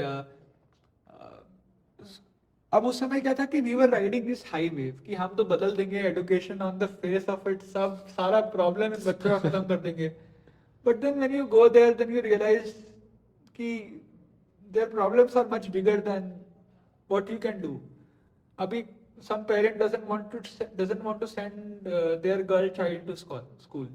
What will you do about it?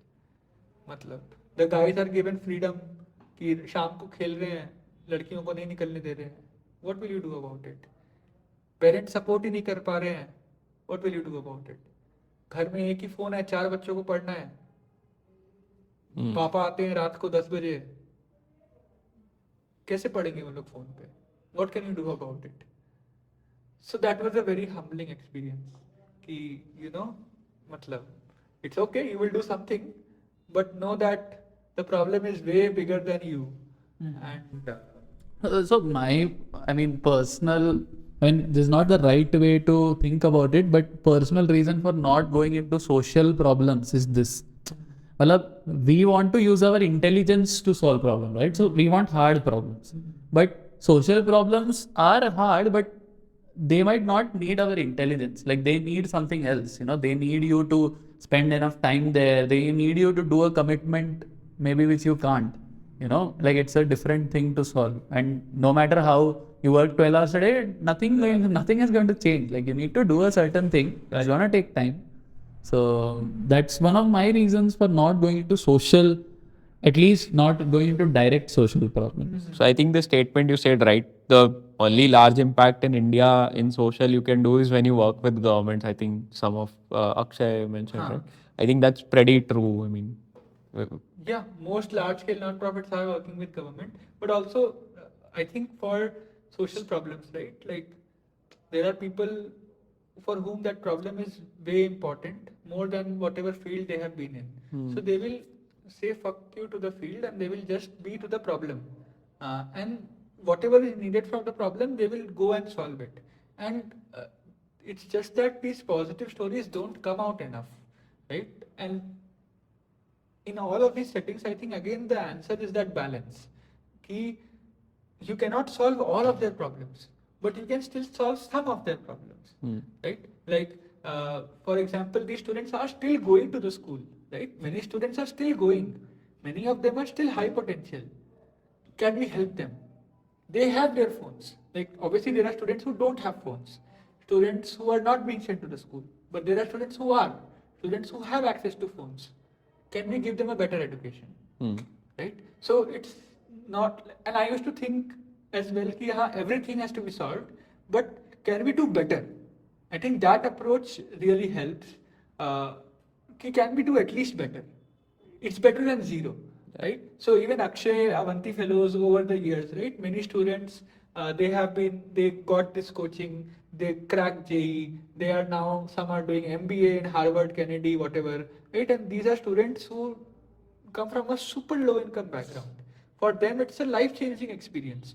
So, and then they are contributing back. They help fund, like they will donate back to Avanti, they will spend time with other Avanti students, help them motivate. So it's just this realization that this hyper growth mindset will always be unsatisfied with, because these systemic problems take a lot of time to change.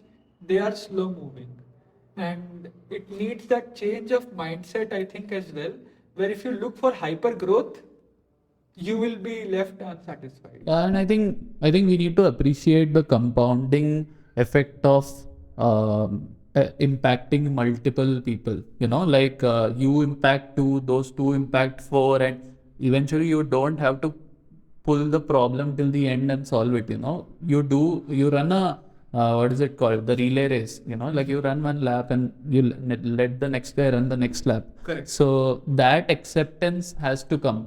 In college, it was like सब कुछ मेरे को ही करना है. You know, like that I think is a difficult learning. And वो ego का problem है ना, ego ही है. मुझे मेरा impact देखना है. मतलब see, if I spend like say donate 10,000 a day, right? I might be able to impact more than trying to do something of my own. But that is not acceptable, right? Yeah. Because मेरा ego कहाँ रहा उसमें? मैंने क्या किया? Yeah. I know that has been a big problem for me कि मुझे मेरा हाथ से impact देखना है. I think वो ego का satisfaction का है बहुत बड़ा, and मेरा भी बहुत बड़ा problem बहुत time तक रहा है कि I wanted कि I do that impact. It's still there. मतलब. Is that something which Vipassana has helped solve? It has helped me become aware of it.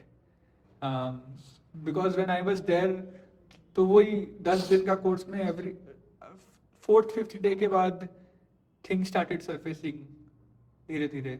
So I think first surfacing was कि I want to be a hero. And then it clearly showed कि how many of my actions in the past have been aligned towards that. कि hero बनना है मेरे को. सबको दिखे कि मैं hero हूँ. Right? And then उसके बाद कुछ दिन बाद और डीपर आया कि ये हीरो बनने का भी ईगो से ही आ रहा है. बहुत ईगो है अंदर. Like, and so many of my actions and thoughts and everything is dictated by my ego.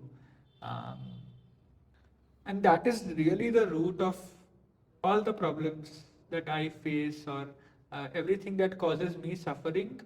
Most of it is my ego. But I also feel like sometimes great things have happened because of people's egos. Like, I don't know, someone wanted to probably have a hospital to its name and someone's life got saved because उस बंदे ने, you know, like उसका था कि मैं तो hospital बना के रहूँगा, you know, and उसने बना दिया. और it could be एक पॉलिटिशियन का था कि नहीं मैं तो यहाँ ब्रिज बना के रहूँगा. Like, I want to be the guy who does it. I'm not saying he's taking someone else's credit. Like, he genuinely wanted, like that was his mission, you know, and it should come on my name. But at the end of the day, there's a bridge and there are so many people using it, and it helped. So there's a balance, I guess. It should be there, but maybe it should not affect you and your, or maybe channel it in the right channel it in the right direction. Maybe it's your strength. Your ego is your strength. But I think it's hard to switch off, right? I mean, once you have it at all places. Yeah, I mean, just a thought, like it came to my mind right now. Yeah. See, if there was a clear bad outcome to all egos, we would have found a way to not reward it. So clearly it benefits in the ways that you said, right? But at least what I have come across and what you said, you cannot turn it off. What is driving, like the ego that is driving you to maybe make that hospital that ended up helping people, is also driving you to not be content with the present moment, right? It is making you not content with the relationships that you have. It is making you want to crave more and more every day, right? And then that causes you suffering. So after hospital is made, maybe you feel a temporary sense of joy. You will, amazing. But for the rest of the days, like you need another hit now. You constantly need a hit. And once that hit is stopped coming, then you are in misery. Like you are chasing that hit. So many people, again, I try to read about successful people, what do they say, right? After they have achieved success, ho gaya. And many of them are doing the same basic things, right? They are eating ghar ka khana, right? They are doing workout, they are doing meditation. It's not like they have escaped planet Earth and are in some heaven. They are doing all the basic things that actually people who want to be there are not doing. Right? So they have reached there and they have realized the importance of health, importance of a strong, calm mind, importance of good relationships, importance of eating clean. Why do we need to reach there to realize that? Matlab, right? And the quotes bhi hai na ki I want everyone to be to reach whatever goal they want to, so that they know that this is not it. Yeah. So I read a lot of these people and also entrepreneurs who get funded, and there are all these stories, right? People who get $1 billion invest, whatever, they get a great funding round or they get a good exit and all that, and it becomes the worst day of their life because they don't know what to do next.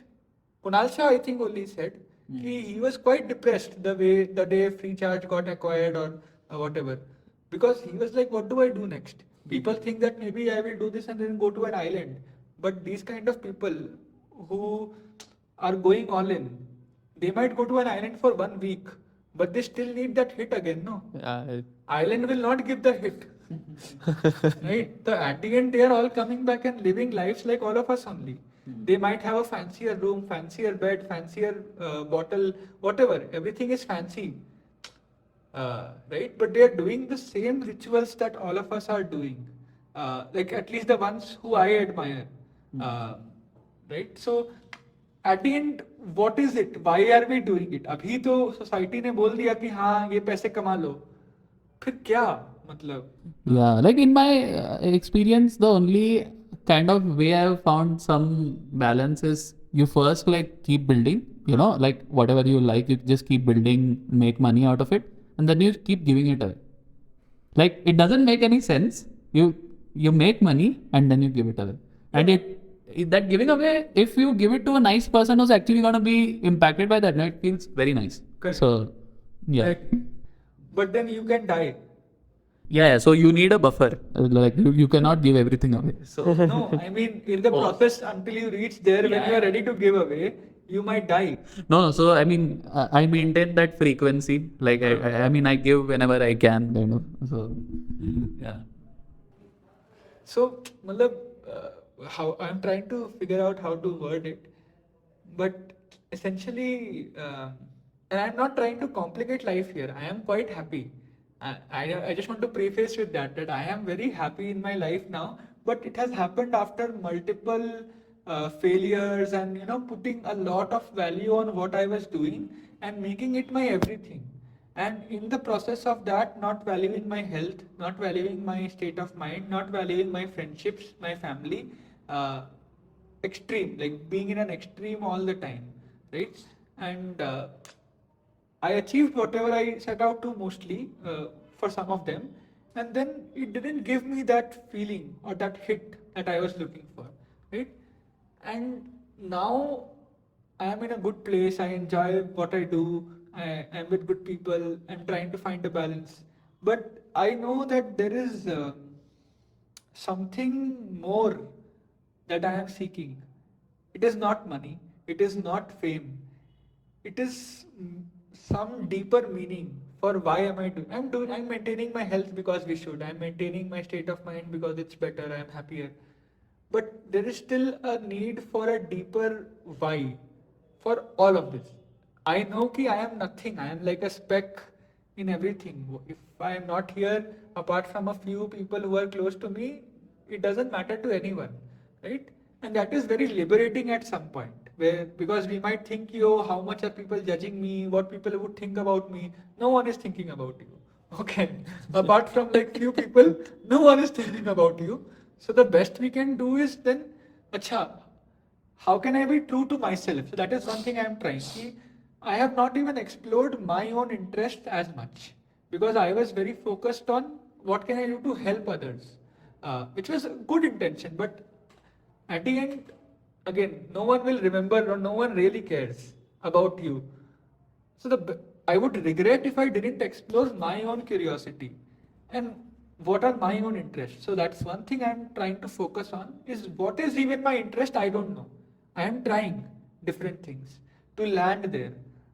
But also beyond that, I think there is something that is out there for us to get.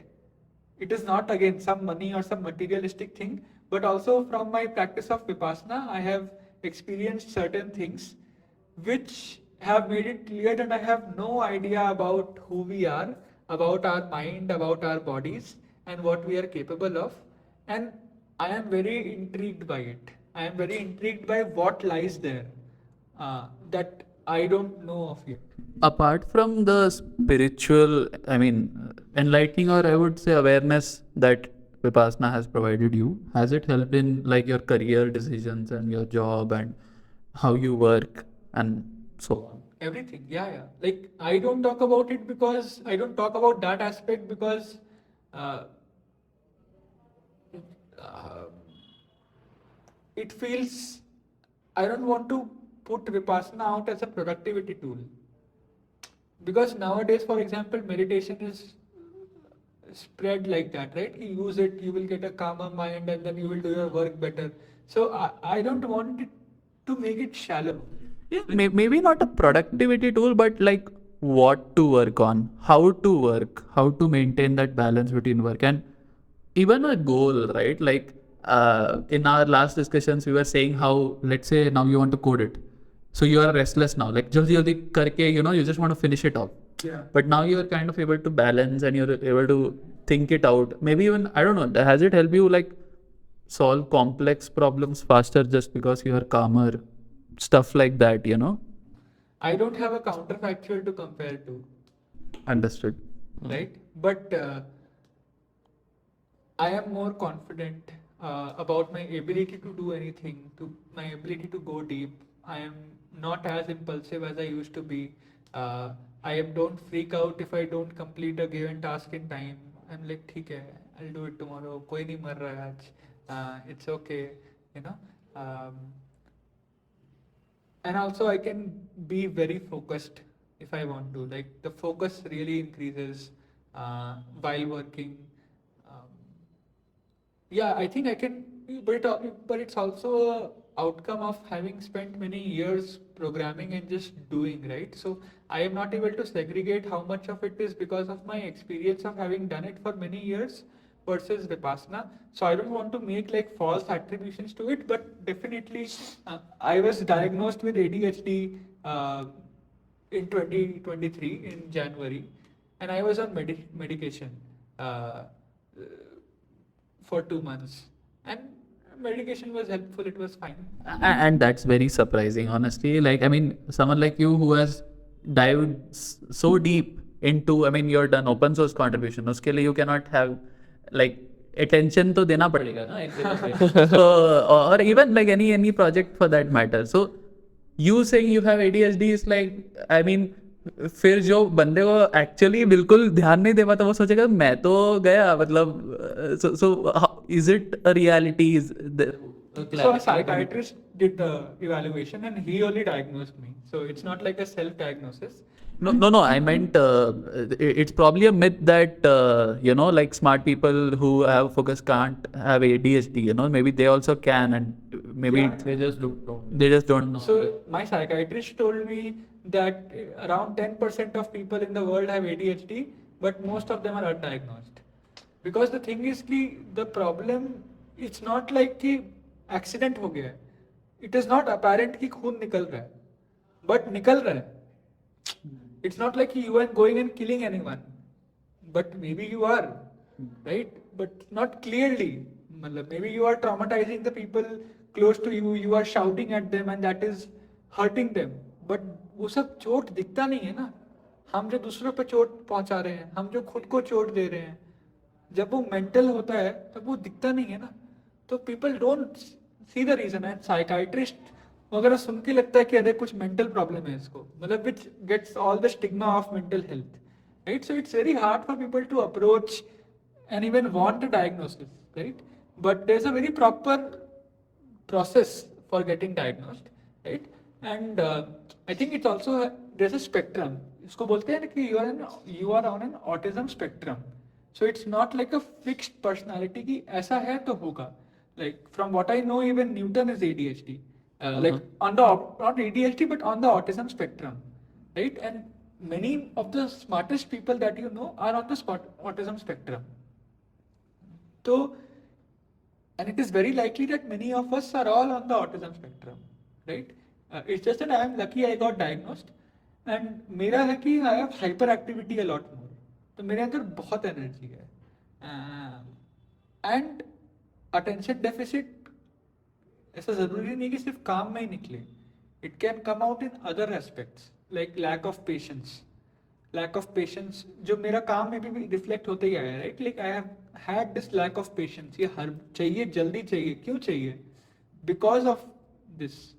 मतलब I am not again any medical person who is giving any ज्ञान. It's just how I related it to my history and my attributes, right? कि patience का problem, relationships का problem, कि you are not able to stick to one and be happy with it. And anger भी होता है, मतलब that also that is a symptom, and I have had a lot of anger issues which I have resolved to a large extent now, but I have had severe, like that was the first reason, that is the reason why I first went to therapy in 2019, because I had severe anger issues. तो वो है कि दिखता नहीं है ये सब, but है, मतलब हाइपर एक्टिविटी बहुत है, तो it made sense whatever he told कि ये सब सिम्टम होता है. और my psychiatrist he spoke to me for 10 minutes and he told me कि ADHD है तुमको, 10 minutes, and he said कि बट तुमको अगर खुद का कंटेंटमेंट के लिए करना है तो ये 2-3 टेस्ट ले लो, and the result showed. But he saw me in 10 minutes and he said you have ADHD over a video call. Nice, interesting. recommend करना, हम लोग भी करेंगे test. We don't know. I mean, ऐसा कुछ इशू तो नहीं हुआ है, but would be interesting to know, you know, like if we have something like that. But connecting this to our discussions, so you cannot correlate a direct impact on work, but you believe there might have been some. There is, I know that there definitely is. I stopped taking my meds after Vipassana. Interesting. Because I didn't feel the need for it anymore. And the whole talk around your, I mean, ego and what your purpose is, etc. In your current role, like how are you trying to, what are you doing, and in what direction is it taking you? Is it helping? So abhi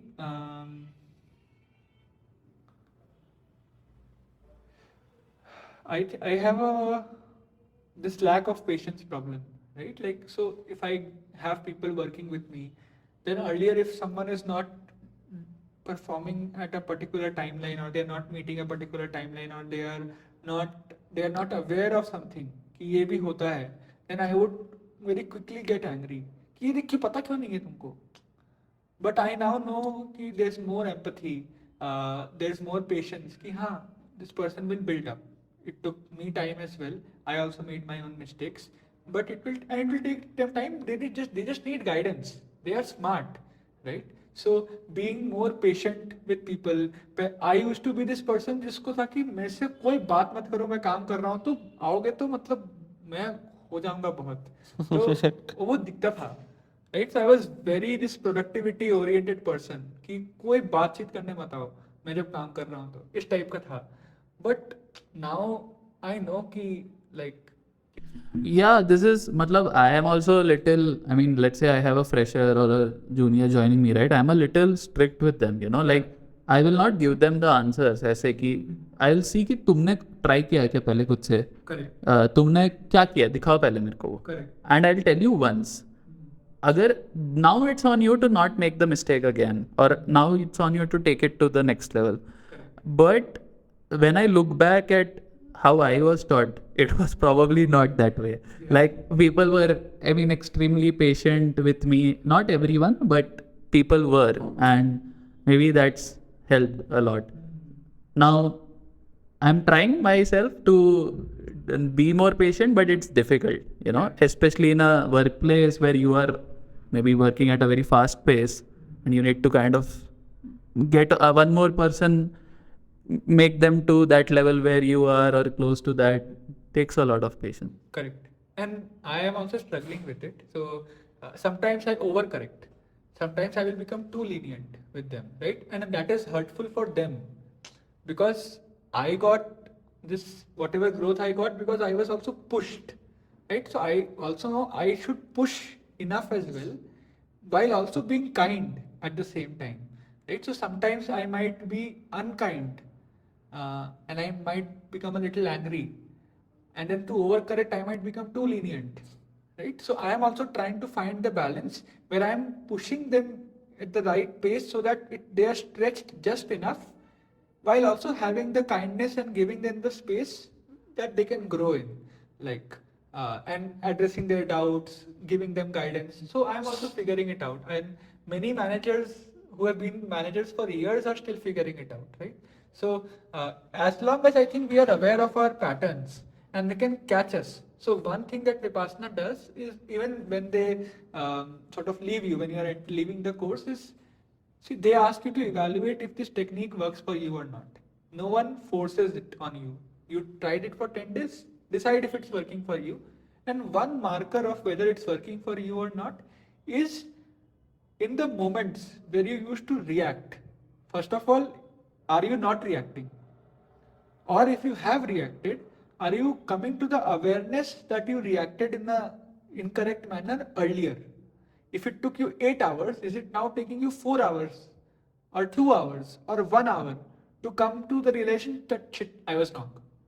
And then you are correcting, right? If this time is reducing, then it is working for you. And it has reduced a lot for me. Like, I apologize for within minutes, sometimes hours, but I apologize very quickly. And it's not just work, it's with my family, with my, in my in general personal life, where, you know, we sometimes act in a certain way in a professional setting, but sometimes we act differently with our family. Uh, so Yeah, I know yeah. I can be more impatient with my family as well, right? So to be able to catch that, shit, I was wrong. Yeah, mummy को phone चलाना सिखाना for me has been like a test of patience. Like no matter कितना अच्छा UI हो, right, it will not work. मतलब one additional click and I have to Yeah. tell her how to do it. So Exactly. Right? Like, same. I would get frustrated कि अरे सामने तो है, press करो ना, right? Or she's trying to lose weight now, and then she would say कि, you know, weight कम नहीं हो रहा है. मतलब तो खाना क्यों खा रहे हो इतना बकवास, right? Like मीठा क्यों खा रहे हो, right? But to know कि यार, for her it's been almost 50 years. And she's already made so much changes in her lifestyle. She is going to the gym every day. मतलब उसके बाद मेरे को चाहिए कि अब खाना भी जल्दी बंद करो. मतलब I am again expecting this hyper growth from her as well.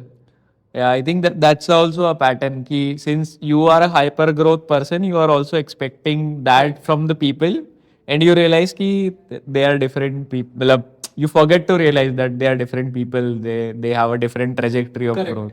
So Correct. you are putting them in the same constraints that you are. Ki I expect from myself this rate pe, so you should also catch up. Correct. I won't bend down and come हाँ. down at your space, and then because that's when the empathetic conversations happen. But sometimes I think it happens with me also. कि I expect कि you come to my pace ना, why? Yeah. मतलब that's a, and वो we also explain it to ourselves कि हाँ सही तो है, मतलब it's a growth ना, तो तुम्हारा भी फायदा है, तो you also come to that space. It's difficult to understand, and only while listening then you see कि हाँ it's a wrong way to think.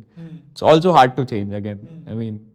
And then you're again becoming attached to what they are doing for your happiness, right? Like हाँ. कि वो ये करेंगे तब मैं खुश होऊंगा. Like I have to be a supporter. आपको कुछ सपोर्ट चाहिए तो आप मेरे को बताओ. बट अगर आप ये नहीं करोगे तो मेरे को गुस्सा आ रहा है. मतलब in your workplace, like right now, I'm guessing you're more of a lead role kind of a thing, right? Yeah. And especially you have junior data scientists under you. How do you mentor them? What kind of support? What is your expectation from them? And what is their expectation from you? I think my expectation is that they are putting in their 100%, right? And I want them to be the best version of themselves. And my role broadly is to help them become their best version, right? And that will mean pointing out their patterns, um, telling them when they are repeatedly making the same kind of mistakes, right? Showing them different approaches, even sort of helping them with schedules. Like, okay, you know, start your day with some kind of a goal that you want to achieve for the day. And it is also reinforcing that they are very smart.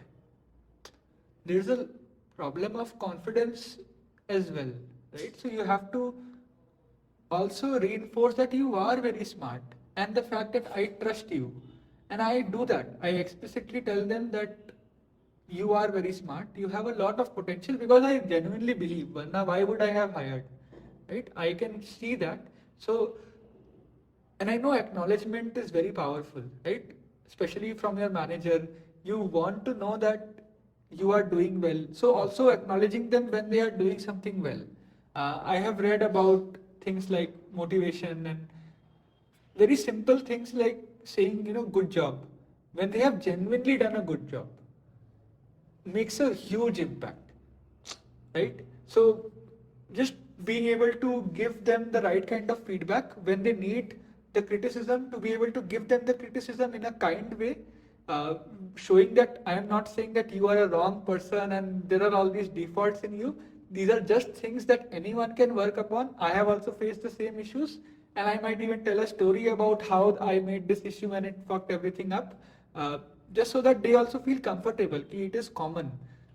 Yeah, like one of the reasons I feel interview process is important is also because the people you give this kind of a feedback to, like what you are giving, like you expect 100%, and you will give them feedback to a level in which you are comfortable with, and you think that will help them grow. Like you don't have to go spend more of your time and effort and energy doing that. I think that interview process plays an important role, because if the cutoff is a little lower, like someone who has not learned that much has come in, it's not like we don't want to teach them. We think you can also succeed, but if you don't come till this level, you won't be able to perform once you come in. Correct. Right? So this is something I've seen. Mm-hmm. And I do go for vibes. Like apart from all the objective things, sometimes like even if everything is ticked off, right? But if the vibes are off, I cannot hire that person. It might sound completely wrong, but I have to work with that person, right? I have to enjoy talking to them. I have to enjoy seeing them, and they should enjoy my company, and we should be able to have Culture. Yeah. So in Hyperverge we have this round called the WHO round, and it is a round that happens at the end after all the technical rounds have happened, where we go through a person's entire history. So even for the person I had hired who's just out of college, our college only, and we had a who round for 2.5 hours. Wow. Okay. And people who are like very experienced across other across other roles and other departments in the company, who the highest क्या बोलते हैं, the record for the longest who round is 8 hours. Wow. You just call them to office, just chill with a beer. Yeah, that is how it happens. Yes, they are having lunch, they are talking to other people. It has gone for 8 hours. Recently, there was a guy who got hired. His who round was for 6 hours. But so what happens there? I mean, I am a bit curious about. And I don't think any other company has. There's a HR round, as far as I know. And all I know that HR round is key. You have been hired. This is your salary. We will roll out the offer letter. This. Yeah. Do you have any question? Or they'll ask like things like, why are you quitting? मतलब वो बहुत ही standard template. 50 questions that you get on some website, and you get an answer for that also. Correct. Here also you can see it's a kind of a template because you have to templatize it. But essentially the questions are around, say, what did you like? Tell me more about this phase of your life. Say if it's a fresher, right? I might ask you, tell me about before JEE. What was your time like? Maybe your 11th and 12th, or tell me about your first 2 years. How were they like? Describe it to me. And while they describe, I might ask some more questions. So tell me more about this. Tell me more about this. Like it's trying to know the person, right? It's like a long form podcast. It's like a podcast only with that person, where I'm trying to know why did you do this, and then I might ask achievement. What do you think were your key achievements? What do you think were your low points? And I have taken a lot of who rounds, like especially for interns. Just call us. We'll do this setup, and you can do it. You can use it for internal. Or just give to him as a joining thing. Yeah. A video of your hero. Yeah, we should consider doing that in person. But it's surprising. It's interesting how much people are aware of nowadays, and maybe it's the people we are interviewing. I don't know, but people end up sharing a lot about their low points. At least the good ones, they are always open about their low points, that I was struggling with my family with this, or this thing happened in my family, or I lost a friendship, or there was a breakup and it really affected me. Like, people share a lot of things, the good ones, right? And then you ask about who was the person closest to you in this phase. Then they might say 2 or 3 names. I say pick one. And I say, what would they say were your strengths during this period, according to them, not according to you? And then what would they say were your weaknesses or areas to improve on during this period? And we follow this template across the timeline, right? So maybe things that were an area of improvement, is it becoming out of the weakness, maybe into a strength, or at least coming out of the weakness? Or is that same weakness persisting across many experiences? Suppose the weakness is laziness. And if until the last experience that was always there, then that's a red flag, right? If someone is saying that I want people to be honest, because the thing is, they also benefit from the honesty, because if they come here and we find out these things about them afterward, we are definitely not going to convert them. It's better to be honest here, and if it's not a good fit, then not come here, and maybe go to some other place and do an intern there, right? But things like, suppose someone once said ki I only like to do things that, like, I will only do the things that I like, I am able to do them very well, but things that I don't like, I cannot do, right? At all. So then that is a red flag. Yeah, yeah. Right? Because you will always not get to do what you want to do. Then someone might say ki, hey, I want to do AI research only.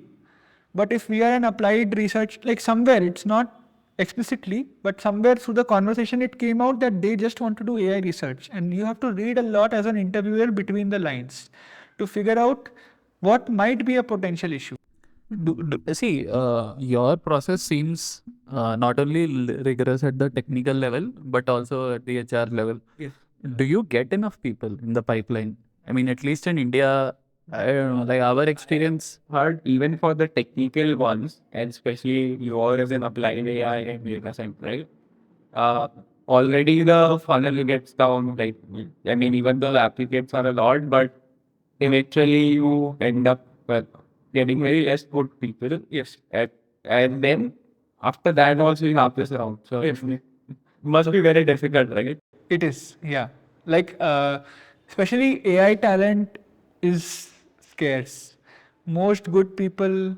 Why do you leave. think so? Like AI, like, I mean, that's evident because I've also been part of the recruitment processes. So I feel there is something missing, but I just want to know your point of view, why that's scarce.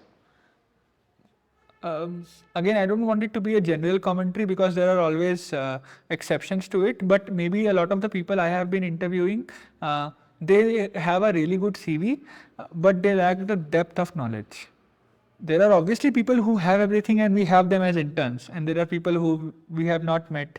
There are all there, but majority of the people don't have a depth of knowledge. This is what we were discussing in the last discussion also. So you run a API and you think I have done a speech to text. You know, now I know how it runs. Correct. So that's just the first step, dude. Like, उसके बाद क्या किया तुमने? क्या problem था उसमें? What are you solving for? Pick anything. Pick latency. Pick, I don't know, accuracy with noise. Right? Solve it. Correct.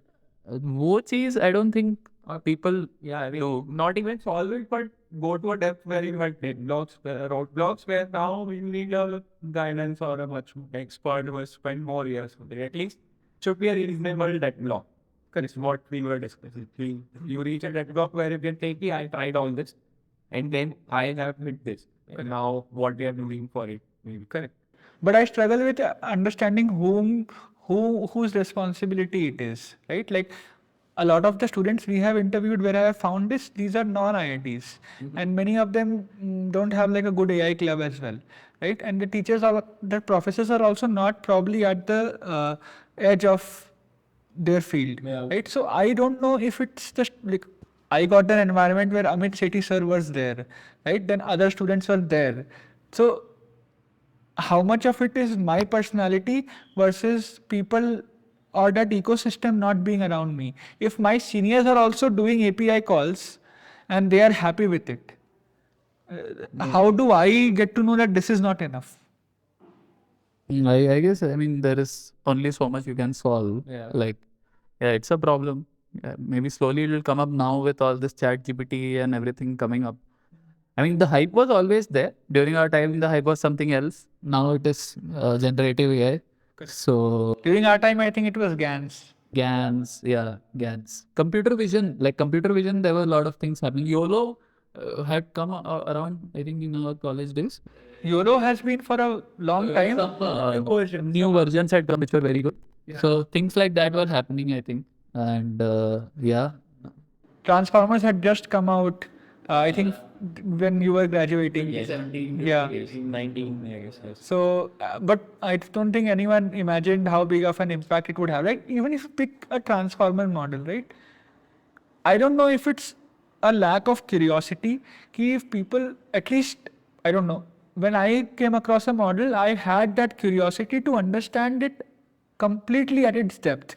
What is the loss function? What is the architecture? How many layers? Which convolution? I तो still try to sit and do the matrix multiplication math कि इनके vector मतलब is the dimension matching क्या dimension है कहाँ है try to see कि अच्छा ये इसमें ये फर्क है इससे क्या होता है मतलब and I'm not able to understand everything but it helps. Correct. Exactly. The ones I interviewed, which I did not clear, were not able to answer the basic questions as well, right? Like, how does a forward pass happen through a transformer network? Even that people are not able to answer, right? Let alone like self-attention and multi-head attention and all the tricks that are there. Forget that, just a forward pass itself, right? Like how is a text converted into a number, how is it fed in, positional encoding to chhod hi do. Normal just tokenization, what is tokenization, what is embedding, look, all this is not there. And maybe the people who have that are not staying in India or I don't know what is the scene. I don't see like once you read these things, I mean the field is vast, so that's a problem. I feel like unlike competitive programming, for example, it's like a fixed at least queues है, so you have questions or queues, lists है, lists. तो एक basic competency build करने के लिए there are standard courses. But AI में I think the field is very vast and every time I don't know you cannot sit and read LSTM का पहला paper which came long time back. It's also very hard to pick. Matlab, for example, in programming, say there are websites who have kind of simplified it for you. If you start here, correct, you do this, you will be able to. But here you have to figure out kind of by yourself or someone who has gone through it. You start with this, then read this, then read this. Otherwise, you get lost. Yeah. I think even people who like even me and I think many others who are in the field, who have been in the field for years, we feel so intimidated by all that is happening. So I can imagine it being super challenging for the folks who are just starting up in the field. And maybe someone needs to just tell them that, yeah, you don't need to read everything. Yeah. So you were saying that like analyze the problem and then just stick to it, like just pick one thing. It might not be the greatest thing. It might not be state of the art. Just go deep into that. Try to see where you get from there. Na? Yeah. Proof of work, kuch bhi dikha do, you'll get in. And then you can do some maybe cutting edge work, right? Correct. I think that acceptance, I can imagine it being hard for them because it is still hard for me, right? To say, how would one project lead me? Yeah, the others have 4. Yeah, they have 2 long, 2 page. CV. Yeah, I just have one project. और it could just be your curiosity, right, कि यार इतनी चीजें हैं, मुझे सब पढ़ना है.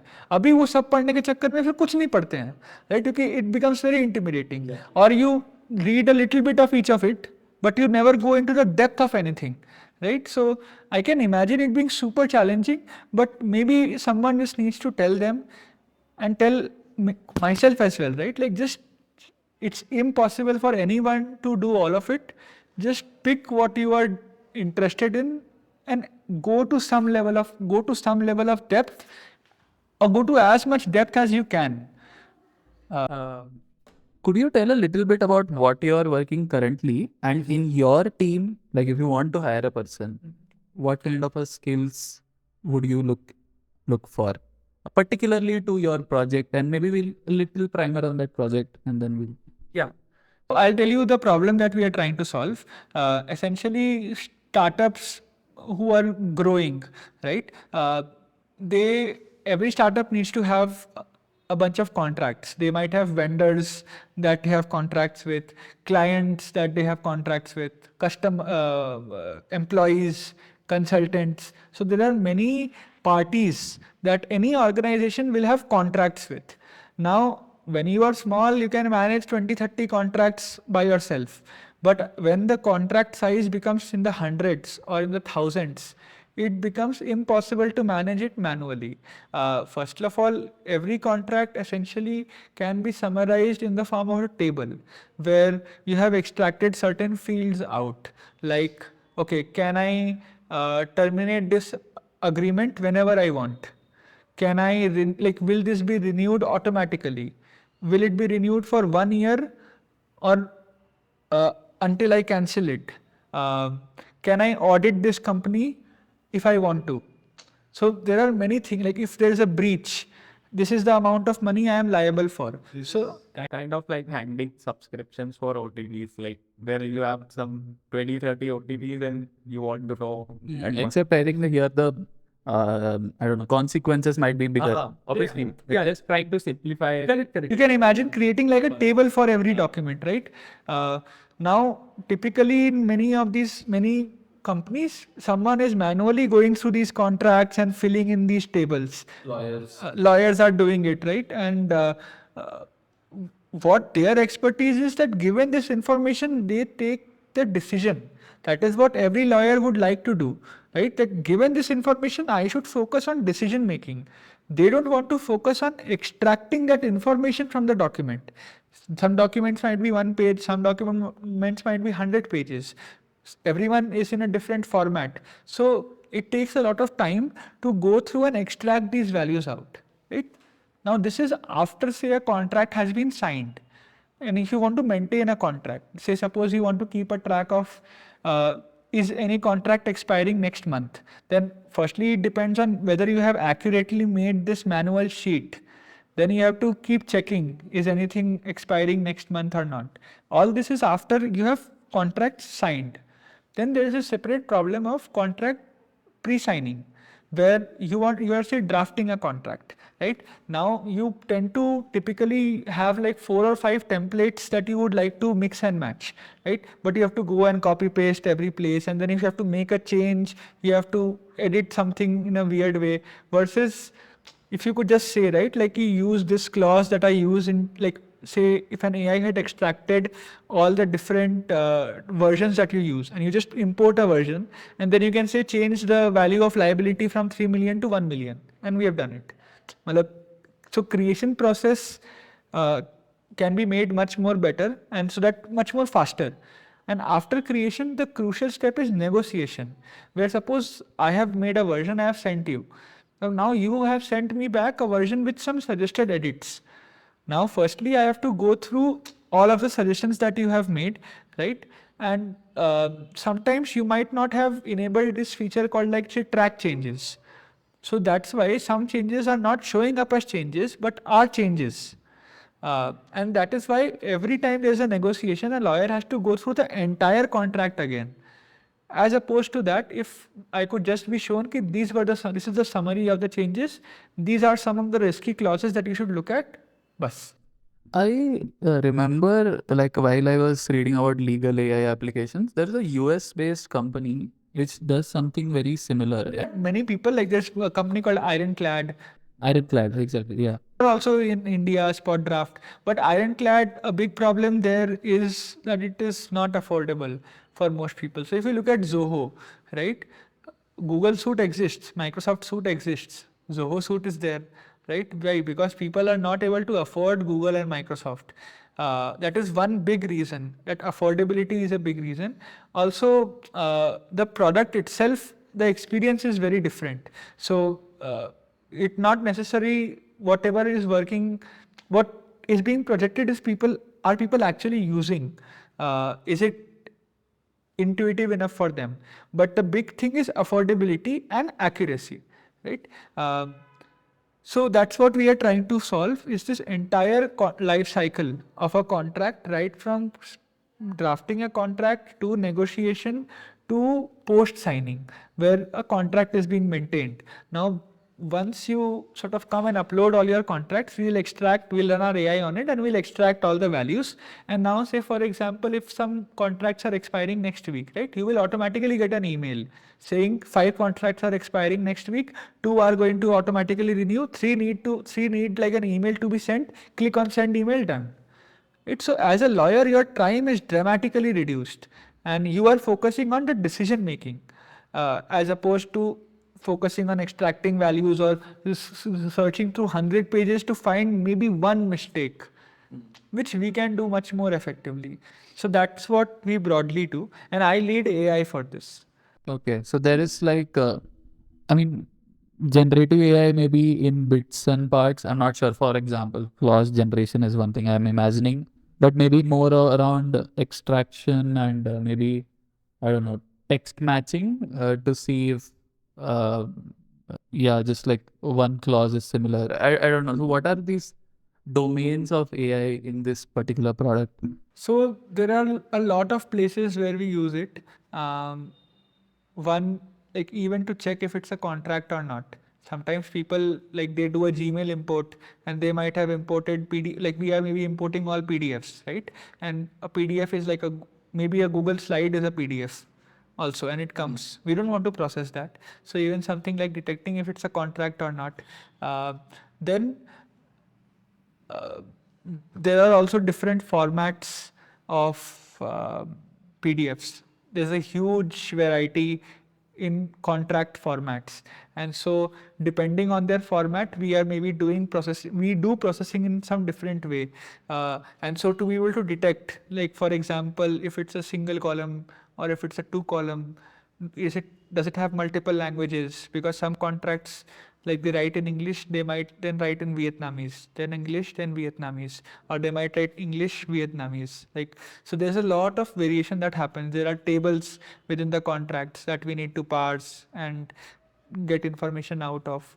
And so essentially, parsing of PDFs itself requires a lot of machine learning so that we can effectively parse it into a structure that our pipeline in the future can make use of in a better way. So if you think of retrieval augmented generation, right, where you sort of want to say chat with your documents, even if it's just one document, in which case say one contract is one document, right, and you are breaking them into chunks. Most people, what they do is they break it down into chunks based on tokens. That's not a good way. So we do a much more smarter chunking that requires machine learning. After that, picking the right kind of chunks for extracting a particular field. We are using some technique there that I have not seen anywhere else being used, where we don't need to use or write a query at all. Picking the right chunk from particular field mean. Suppose if I want to extract the renewal term for a contract, then to find the term chunks which are relevant to renewal term, we are doing some smart retrieval there, which I have never read about anywhere else. It was just something we came up with. Because typically for doing this, you need a query, right? That's how people find the relevant chunks. But we have eliminated the need for a query at all. Because the chunks could be formatted in a very different way, right, in different contracts. So there's some hybrid search that happens there, and semantic search happens in a different way without the need for a query. Then we use that to create the context for LLMs, and then there's a lot of prompting. Prompt engineering is a big thing. Yeah. Sorry. Yeah. Absolutely. And from we have lots of like very, very long prompts and very customized prompts, tested prompts. Do you develop in-house models, open source models? Do you use ChatGPT? We are currently using GPT-4, but we are going to start custom, like so essentially we want some local LLMs so that we can do periodic evaluations. And also reliability of prompts. I guess if GPT gets updated, you have to change your system, I guess. Yes. So thankfully, because of the versioning of the models, right now, the current versions that we use are not going to be expired or deprecated anytime soon. And we have benchmarked against the newer models, and the newer models turned out to be, the newer turbo model turned out to be worse. Yeah. But have you also tried out this off-the-shelf document agents that have came up? Seeing some of them. So what's your experience with those? So before I came into the company, I joined in April. Before that, there was a custom ML model that was being used for a lot of it, and it was very clunky, right? Because we need a really high accuracy, and every time, and we want to add features very, very quickly. So that would mean retraining the model again and again, again and again, getting so much data and retraining. And my experiment was like, let's try this simpler approach that we have, given all the advances in embeddings and LLMs. Let's try a simpler approach, and it worked fine. And it even started surpassing after some tweaks the existing model, right? And the big part here is, if you have a custom model, managing it, deploying it, it is a huge pain, right? So I would like to avoid it. We want to first focus on product market fit, right? And iterating on OpenAI or these kind of LLMs is way faster than building our own in-house LLM. But we still are going to invest that effort now, mostly to have a backup, and to also do periodic evaluations. We do evaluations, but we don't do it on like every push, right? Once in a while, we'll do evaluations. If we are adding a new feature, we'll do evaluations. But I would like to do evaluations, maybe ideally in every push. Every time we deploy to prod, it goes through an evaluation suite. If we do that every time, right now our costs will explode because we are using GPT-4. But I would like to train maybe a model that mimics GPT-4's response, and if it performs well, we can assume that GPT-4 also will perform well. Is your evaluation metric more or less black and white, or is it like because traditionally generative AI evaluation is I don't think it's a solved thing. Startups over it, I guess. Yeah, there are some startups which are doing this. Correct. But for you, I'm guessing it's extraction at the end of the day. Yeah. So you have and prompt engineered maybe specific outputs. So maybe it's predictable. So that's why we know this is what this contract should have, and so it's a binary check if it's correct or not. But also we are going to add more checks like hallucination and all that. Yet to add it, but because we know if the value is wrong, then it would have probably come out of hallucination. But sometimes the value is wrong because the input that we were giving to the LLM itself could be wrong. The context might be missing something, right? So we are building the evaluation suite so that we evaluate everything, both the retrieval process, both the retrieval process and the final generation. We are currently evaluating just the final generation, and if it's correct, we are sort of assume that the chunking and all is also correct. But we are now, because more and more clients are also coming in, we want to increase our reliability, right? And increase our confidence on what we have. So we are adding evaluation after every step. Yeah, I guess in here reliability is a big thing, right? If the contract expiry date is wrong or something like that, it's a big impact. So so you have clients already. It has. Yeah. Okay. They are willing to take that risk with generative AI. Yeah. And I mean, you are also working in that good faith, and you think you're confident enough it will work for their use case. And also because Hyperverge has a trusted name in the industry now, right? We have like our identity verification services have served around 700 million people till now. The world's best or something. There's some certification. Yeah, there are a bunch of certifications, there are a bunch of competitions, and we are all in the top 3, right? So because of that, there's an inherent trust in the team that they have done this, they will also figure this out. And once they start working with us, they realize that we really care. Even if there is a mistake, like say out of 8,000 documents, if 5 or 10 or 15 have a mistake, they are like, haha, okay, you fix this, but everything else is so good, no? So for them, like these are definitely organizations which are more friendly to adopt new technologies, and so they tend to be startups.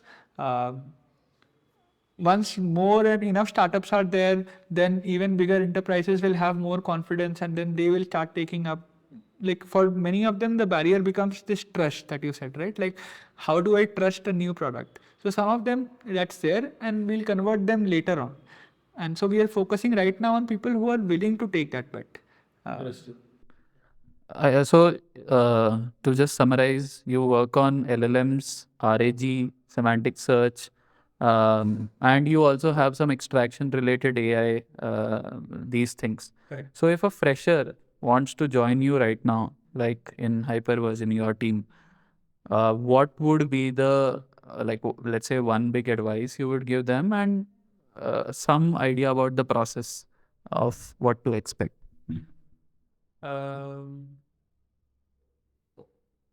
I think curiosity is something I look for, and that curiosity being translated into proof of work is super important. Where I've seen that someone has put in that effort to learn things by doing, and they have gone into the depth of things.